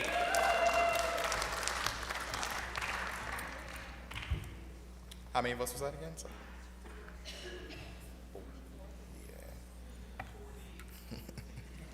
Yeah. We will now recognize the delegation of South Dakota. We will now recognize the delegation for Tennessee.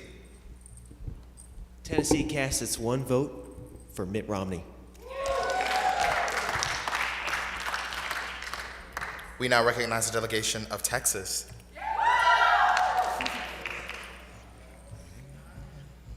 Great state of Texas, the Lone Star State, will be casting all 5 of its votes for the one and only Beyonce. We now recognize the delegation of Utah.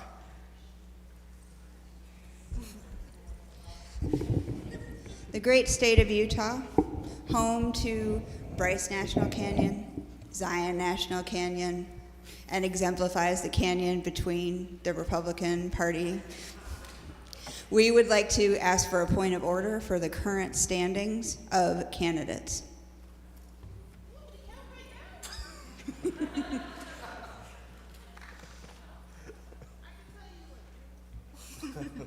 One moment.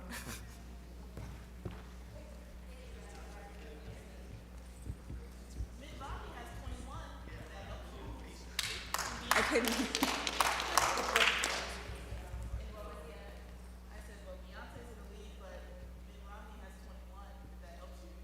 Well, how many does Beyonce have?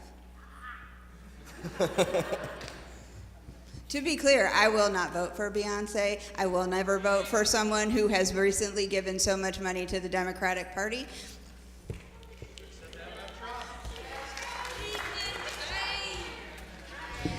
Give me some evidence. Yeah, after years, this woman was out there campaigning for the Democratic National Party like months ago. Beyonce has 31, Mitt Romney has how many? 21. How many does Liz Cheney have?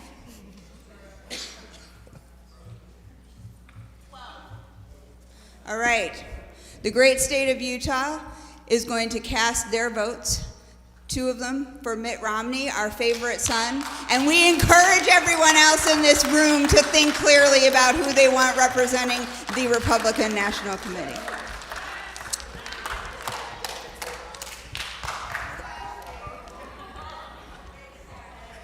All right, and for the sake of time, I'm going to ask that the remaining roll call be subjected to simply the votes and without any further commentary. I now recognize the delegation of Vermont. I now recognize the delegation of Virginia. I now recognize the delegation of the Virgin Islands. I now recognize the delegation of Washington State. Great state of Washington, home of nature and drugs. We are casting our 2 votes for Beyonce. We now recognize the delegation of West Virginia. The state of West Virginia casts 2 votes for Nikki Haley, 2 votes for Bob the Bishop, and 1 vote for Mitt Romney. We now recognize the delegation of Wisconsin. We now recognize the delegation of Wyoming.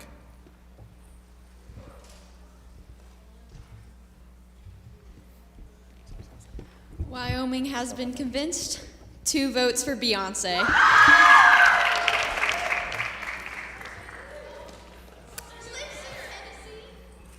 So to kind of stir the pot a little bit, we recognize the delegation of American Samoa. which is the two of us. As chair, do you want to go right ahead? You go ahead. Yeah.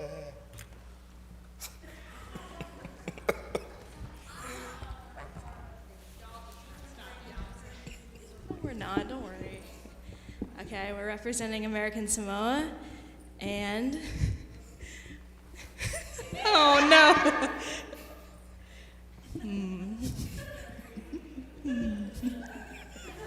And we have 2 votes for Beyonce. I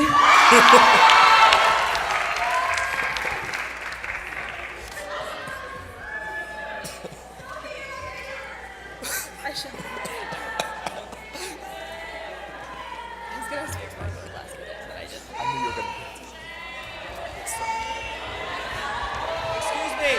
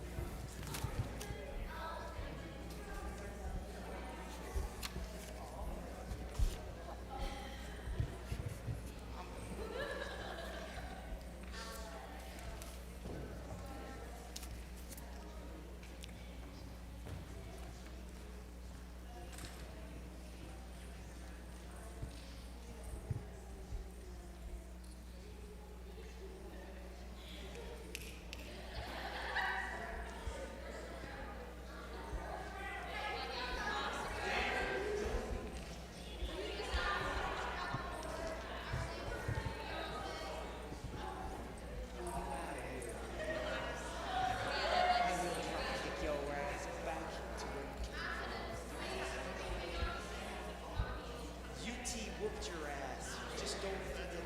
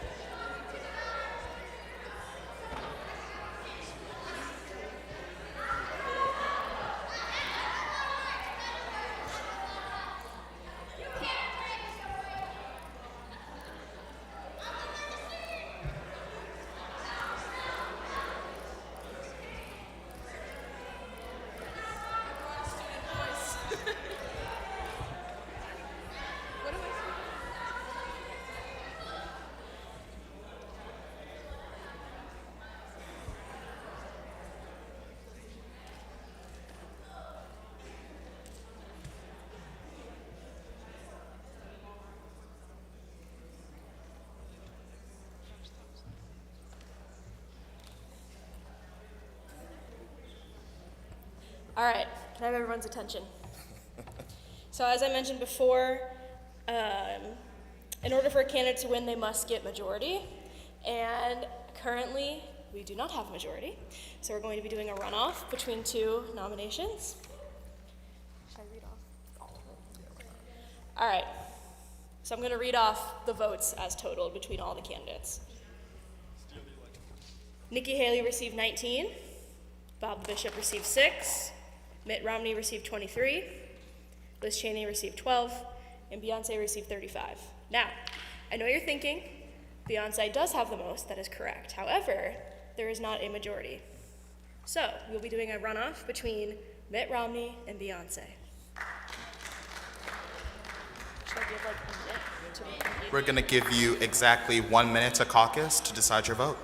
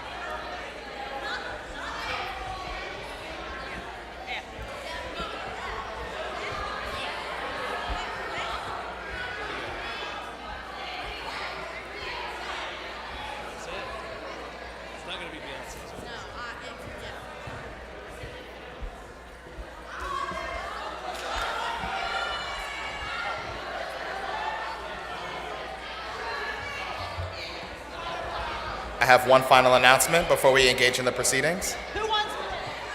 I have one final announcement. In fact, you know, I'm gonna do it. Can we have everyone's attention? And please head back to your seats. When I want to. Beyonce also wanted to be president.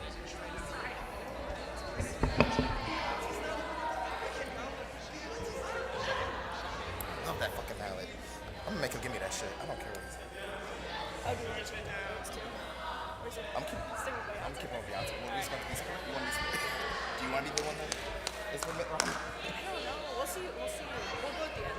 And we'll see. I'll take a picture. Because we're not going to go over. These are all the delegates. That are here. Oh. Okay.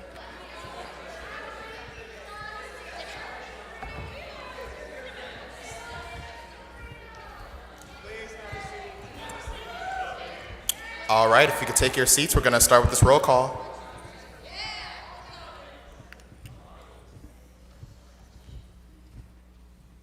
We now recognize the delegation of Alabama. Roll Tide, we vote 8 for Mitt Romney. Woo!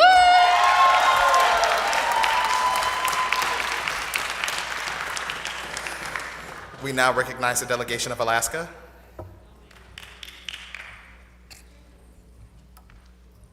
The great cold state of Alaska votes 1 for Romney and 1 for Beyonce. We now recognize the delegation of Ohio.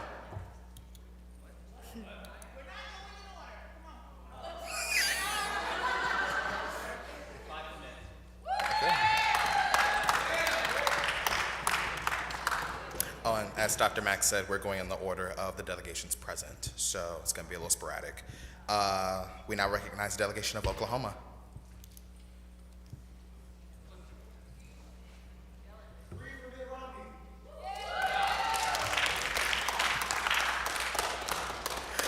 We now recognize the delegation of California. If you can project loud enough.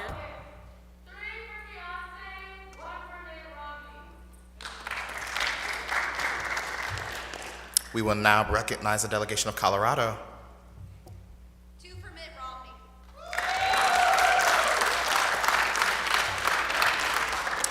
We now recognize the delegation of Connecticut.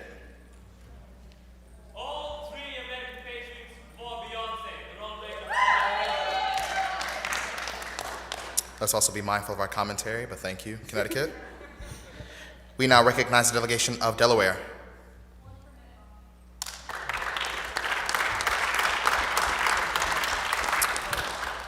We now recognize the delegation of the District of Columbia.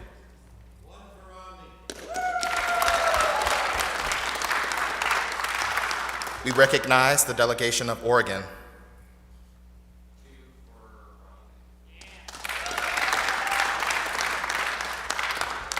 We recognize the delegation of Georgia. We still have 1 holdout for Beyonce, but we have 4 for Mitt. Bye-bye, Beyonce.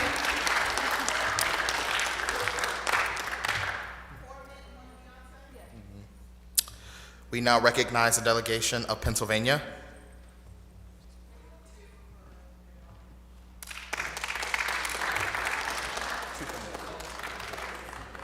We now recognize the delegation of South Carolina.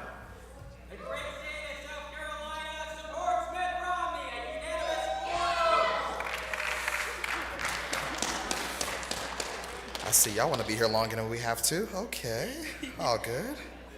We now recognize the delegation of Tennessee. Tennessee gives 1 all for Mitt.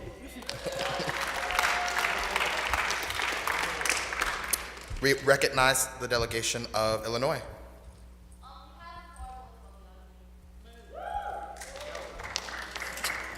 We recognize the delegation of Indiana.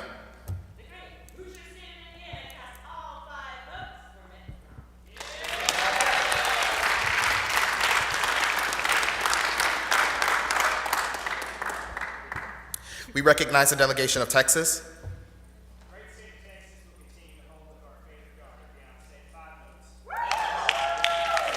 We recognize the delegation of Utah.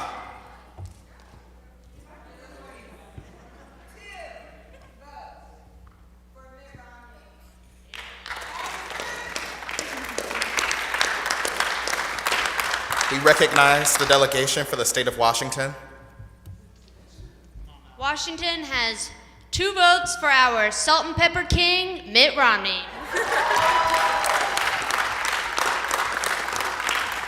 We now recognize the delegation of West Virginia.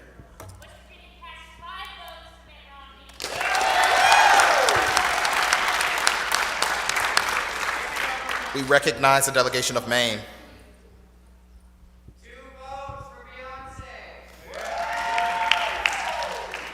We recognize the delegation of Maryland. 1 vote for Beyonce. We recognize the delegation of Massachusetts. 3 votes for our former governor. Please say that name quickly. We will now accept the recognition. Oh, sorry. We will now recognize Wyoming. 2 votes for Queen Bee, Beyonce.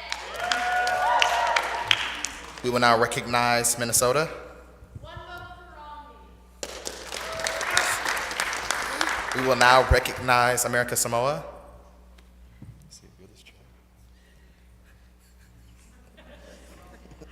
2 votes for Beyonce. We will now recognize the state of Missouri. 3 votes for Beyonce. We will now recognize the state of Montana. 4 votes for Mitt Romney.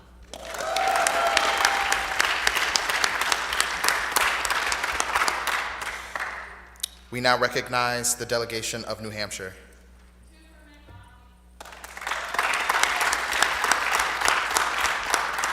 We now recognize the delegation of New Jersey. 2 for Mitt.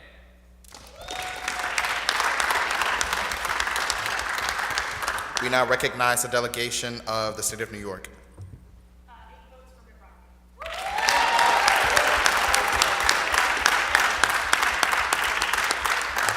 We will now recognize our final delegation of North Carolina. 2 votes for Mitt Romney.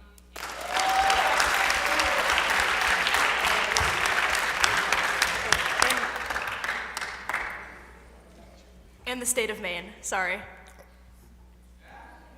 We did. Oh, my bad. Never mind. Give us one moment to tally up the votes.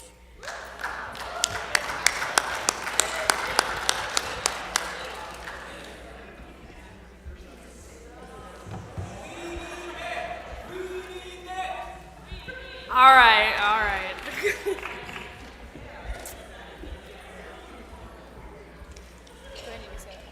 So yeah, so you'll just. So well, wait 1 second. Wait. Do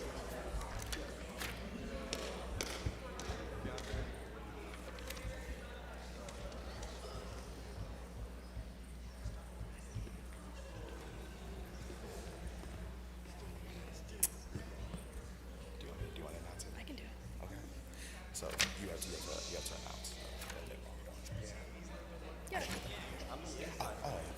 Okay. Ladies and gentlemen, if I can have all your attention, please.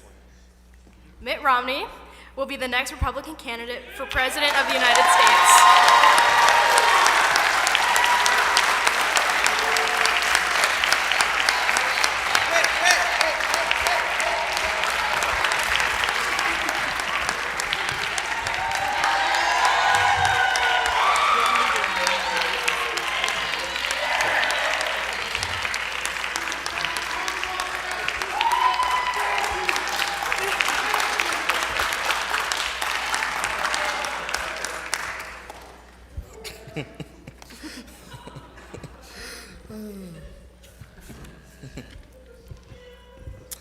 All right, well, thank you very much.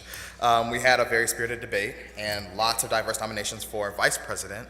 So we will proceed with.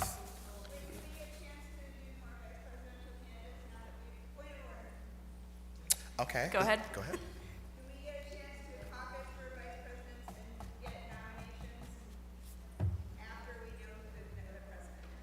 I'll allow it, but you will only get 1 minute. So, bruh, y'all wanna stay here, okay. So, the nominees are as follows. Matthew McConaughey.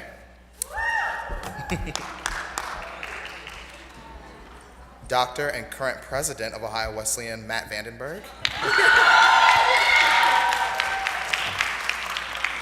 Former governor of Maryland, Larry Hogan. And Liz Cheney. May I make a nomination from the floor? May I make a nomination from the floor? Nikki Haley. Will you be able to get all signatures in 2 minutes? Voice vote.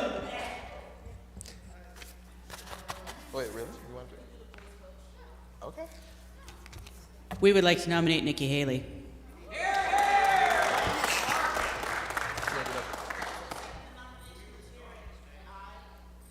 Does anyone second that nomination? Oh.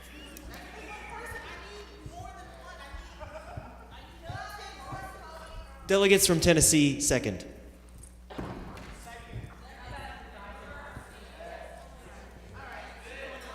If you second, please stand up.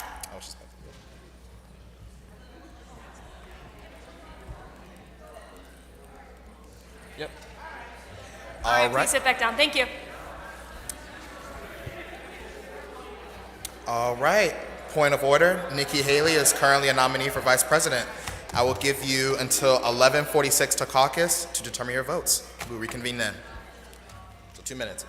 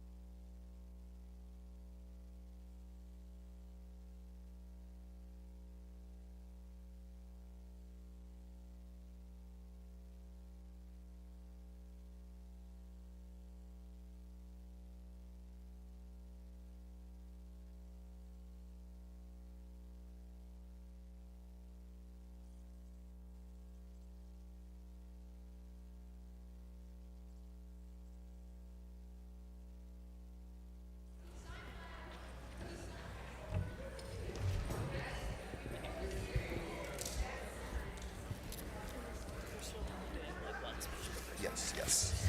And then like a second. Or we can say like all those who second say aye. So that it's like Let's give it to the one nomination. To the one speaker. so we're just moving it to vote. One speech. All right. Everyone please be seated so we can begin.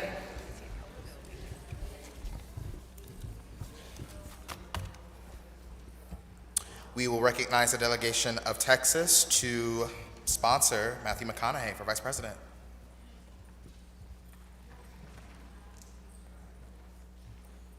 Oh, before you go on too, I just want to mention that we will only be allowing for one speech per candidate, so go right ahead. Reasonable enough. Friends, I'll keep this short because we are running low on time. I believe that Matthew McConaughey is been unclear about where he stands in terms of politics, but he certainly seems to lean more to the right, which is where we all seem to be. I have great respect for the man. Off screen, he has been very honorable in his action.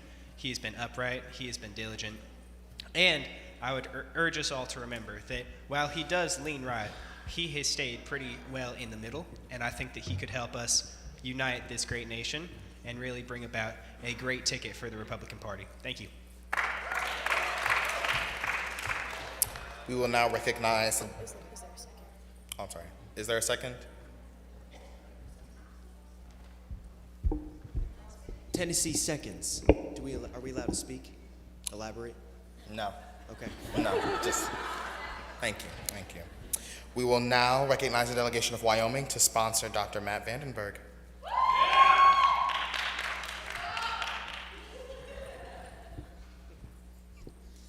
All right. When I found out that we had to nominate somebody for vice president, me and my fellow delegates from Wyoming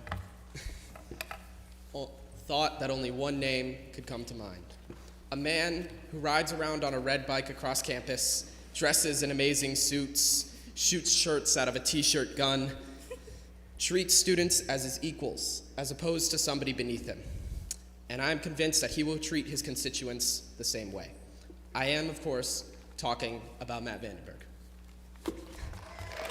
If you are not convinced that this man is vice president material by his extensive and illustrious resume, then allow me to tell you a story. Don't worry, I'll make it quick. It was a brisk August day when me and my roommate were playing football outside of Smith. Matt Vandenberg rode in on his red bicycle and uttered 2 words, "Go long."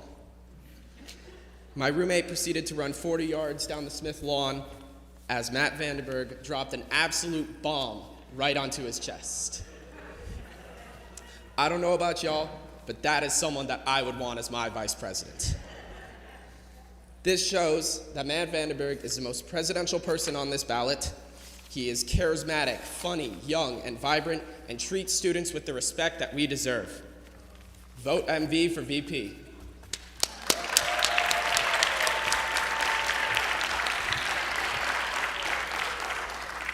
We will now recognize the delegation of. Is there a second? I second. Cool. All right, and I will now recognize the delegation of Pennsylvania to speak on behalf of Larry Hogan. Oklahoma. That's not on you. Oklahoma. Yep, right. Gotta put that, man. Hello, America. Are you guys tired? I'm tired. You know why? Because we keep getting candidates who are so pig-headed, so stubborn, that they can't possibly pass their own policies. Larry Hogan, the only 2-time elected Republican in the state of Maryland, left office with an 80% approval rating. That's unheard of. That's no small feat. We need a politician who can get people on board, who can unite both parties, a respectable bipartisan. He's a friend of the humanities, he's a friend of healthcare, he's a friend to the Republican Party, he's a friend to the Democratic Party, he's a friend to America. Support Larry Hogan.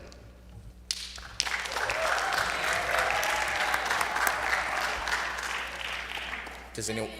Oh, cool. I love that. Thanks. And finally, we will recognize the. Oh, yeah. So we will now recognize the delegation of Connecticut for Wes Goodman. Thank you, Mr. Chairman. The great state of Connecticut wants to congratulate you all on participating in the OUMA Convention, a truly historic event as part of our university tradition. Unfortunately, not yet in that great history have we had the opportunity to nominate an alumni to our ticket. We now have that opportunity today to nominate one of our own, an actual university alumni elected to the Ohio State Legislature, to be on our ticket, who can appeal to both the LGBTQ community and the religious right, someone who can truly unite America. As well, you might say, why would we only nominate a state legislature? Well, if those of you who were here 4 years ago know that we did just that when we put a former state legislature, Stacey Abrams, on the ticket. I would encourage you all today to take your place in history and put the first OU alum on an OU mock convention ticket. Join me in saying, we want Wes. Does anyone second that motion? You seconded? Okay. Oh, just a point of clarification, sorry. Wes Goodman is a candidate. The paper just was not up here when we first read them off. Sorry. And finally, we will recognize the delegation of South Carolina for Liz Cheney.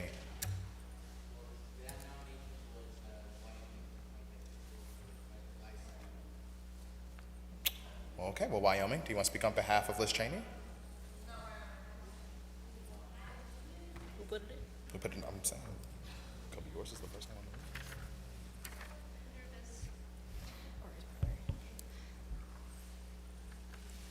I'll keep it quick, everybody. Let me skip a few things. We are nominating Liz Cheney for Vice President, and in nominating Liz Cheney, I do so with an eye towards the future. A better country that we aspire to leave for our children, where integrity is not just expected but demanded of our leaders. Liz Cheney has shown that she will battle not for the interest of a few, but for the grander American promise that is our children's inheritance. She's the torchbearer of Republican values we hold so dear. Liz is courageous, Liz is wise, and Liz has the temperament we so need. Back to biz with Liz. All right. Does anybody second that motion? Cool. And with that, we will begin our roll call vote. If you are able to just project where you are to speed things along, that's great. But if you need a microphone, they're already available for you. So, give me one sec.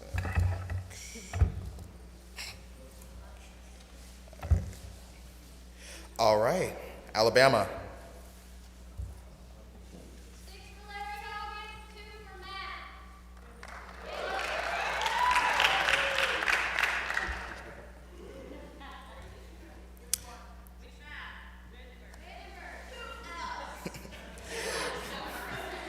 We will recognize Alaska.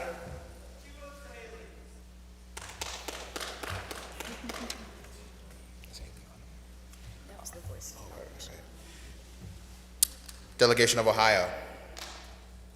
2 for Nikki Haley, 1 for Larry Hogan, 1 for Vandenberg, and 1 abstain.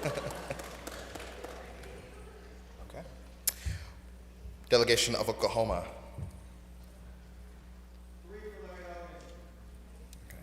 Delegation for California. 3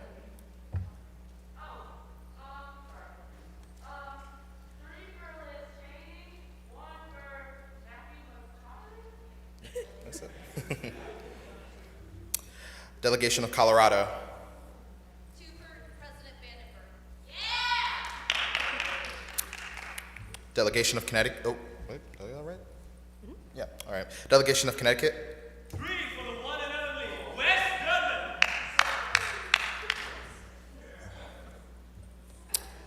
Delegation of Delaware. I'm sorry. 1 for. Oh. Delegation for the District of Columbia.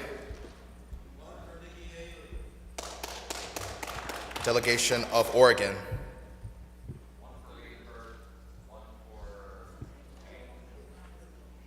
Delegation of Georgia. We have 2 for Hogan and 3 for our illustrious president, Matt Vandenberg. MV for VP. Thank you. Delegation of Pennsylvania. 2 for Vandenberg? Okay. Yep, 2 for. Delegation of South Carolina. 4 for Nikki Haley. Delegation for Tennessee. 1 for Matt Vandenberg. Delegation for Illinois.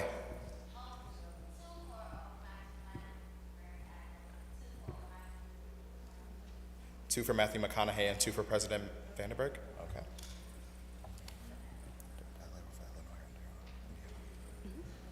The delegation of Indiana.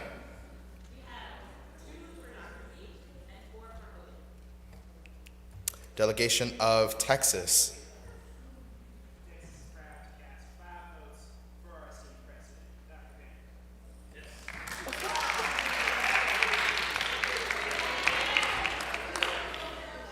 Delegation for Utah.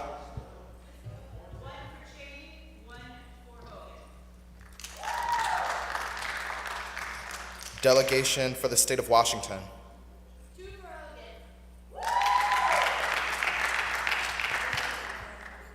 Delegation. The delegation for West Virginia.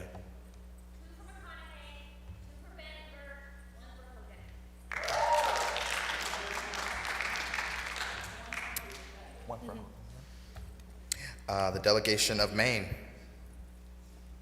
1 for Cheney, 1 for Haley. The delegation of Maryland. 1 for Matt Vandenberg. We will now look at the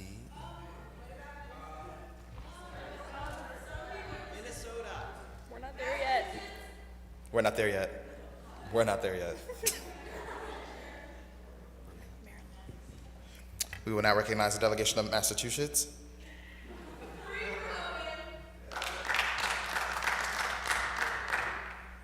Delegation of Wyoming.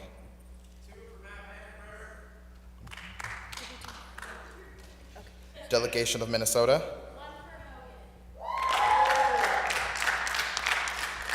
Delegation for Samoa. We didn't think this through. All right, calm down.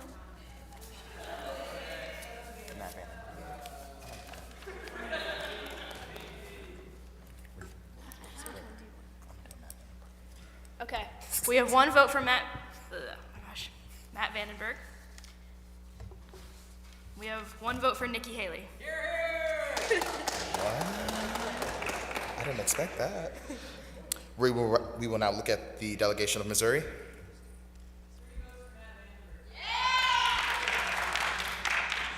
We will now look at the delegation for Montana.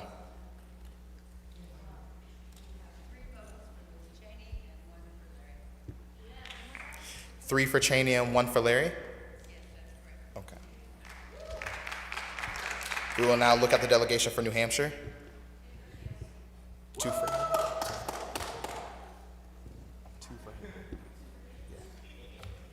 The delegation of New Jersey. Okay. Delegation for the state of New York.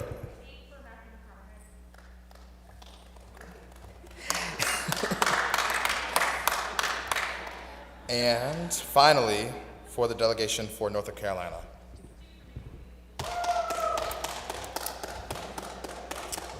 All right, give us 1 moment to tally. Yeah, give me 1 moment to tally up those votes.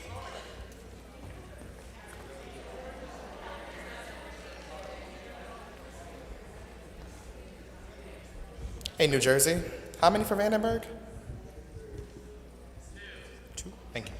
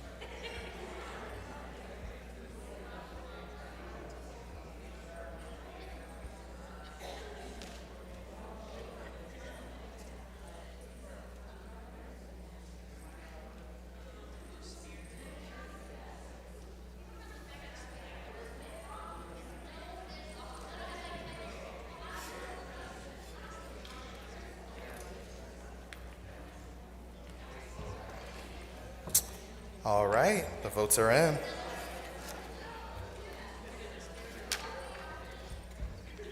So, I could go through and list all of the names and all of the numbers, but sake of time, I think I don't want to do that. I think I'm just going to bring them up here for this. So, for the next Republican nominee for Vice President of the United States, current President, and Dr. Matt Vandenberg.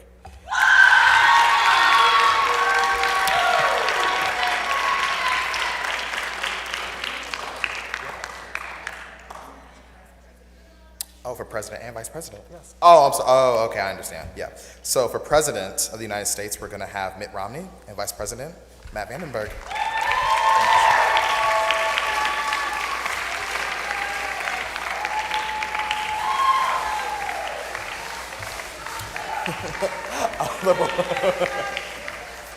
I forgot about those.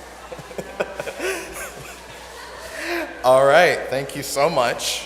We'll be giving out awards right now, actually, so if you win, come up to the stage and get a prize. I'll now bring on Dr. Mack.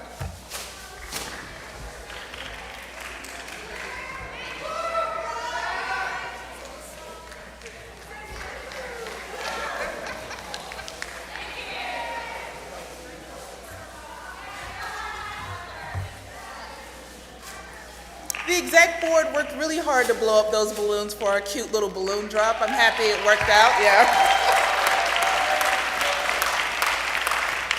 So, Mock Convention 2024 was a rousing success, I would like to think so. And so, we have a number of awards to honor all of our most noteworthy participants. So first, we have the Theodore Roosevelt Award for Best Domestic Policy Debate, and that will be given to Saharla Loyan.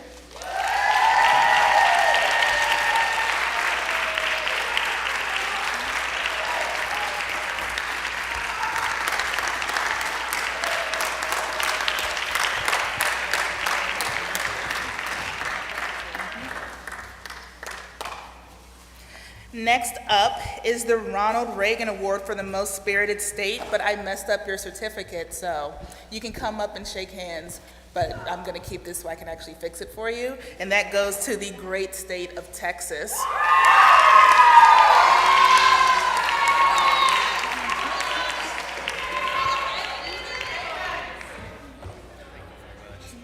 You're welcome. Can't wait just to see this country. You're still gonna leave after we have the award? Okay.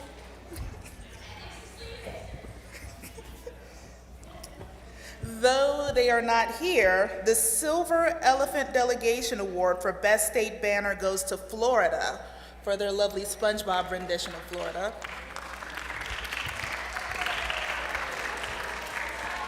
Okay, so commentary. There are so many banners, but we only give the awards to the folks who are considered our delegates that actually painted painted banners. And so it was between Massachusetts, Florida, Wyoming, and Alabama and Illinois. The rest of these are from previous editions. Now we have the Bush Award for Best Economic Policy Debate, and that goes to Ella Holtzberry.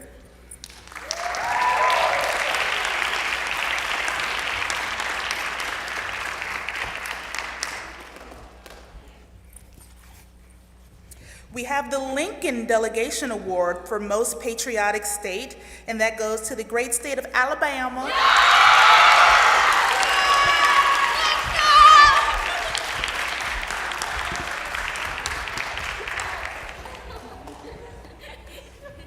We're all gonna shake your hand. Everybody. Roll Tide! Roll Tide!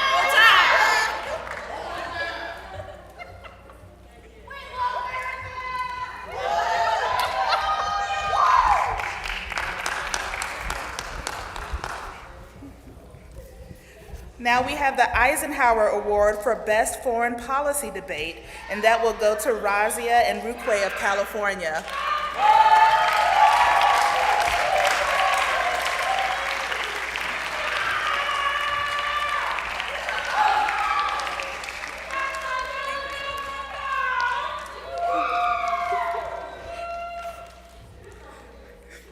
And last lastly, we have the Hayes Delegation Award for Best Nomination Speech, and that will go to Dr. Ashley Beiser.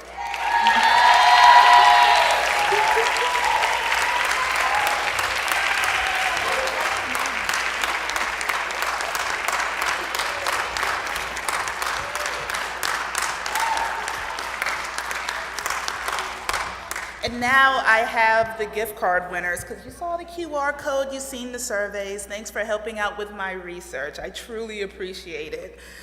So for the mock convention winners, we have Chinadu Maleru, Christina Rothschild, Aiden Vergie, Mia Jung, and Gavin Ramos. And for the 2023 State of OWU survey, yes, because we have those gift cards too.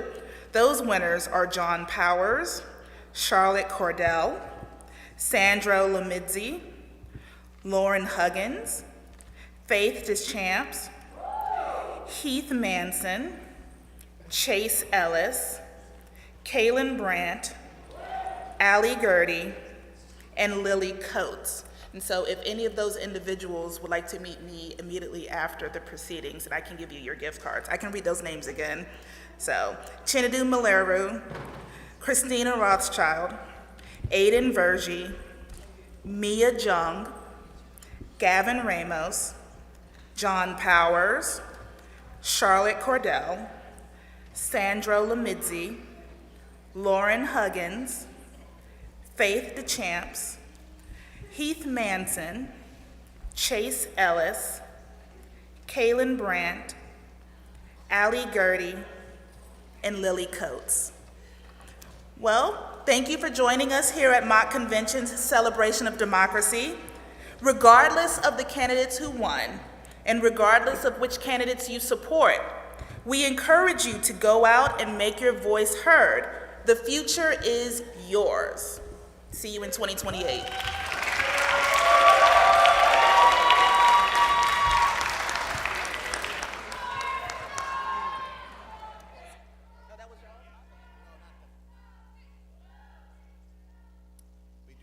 One more item of business. For those who won actual awards, could you please come to the stage for something else?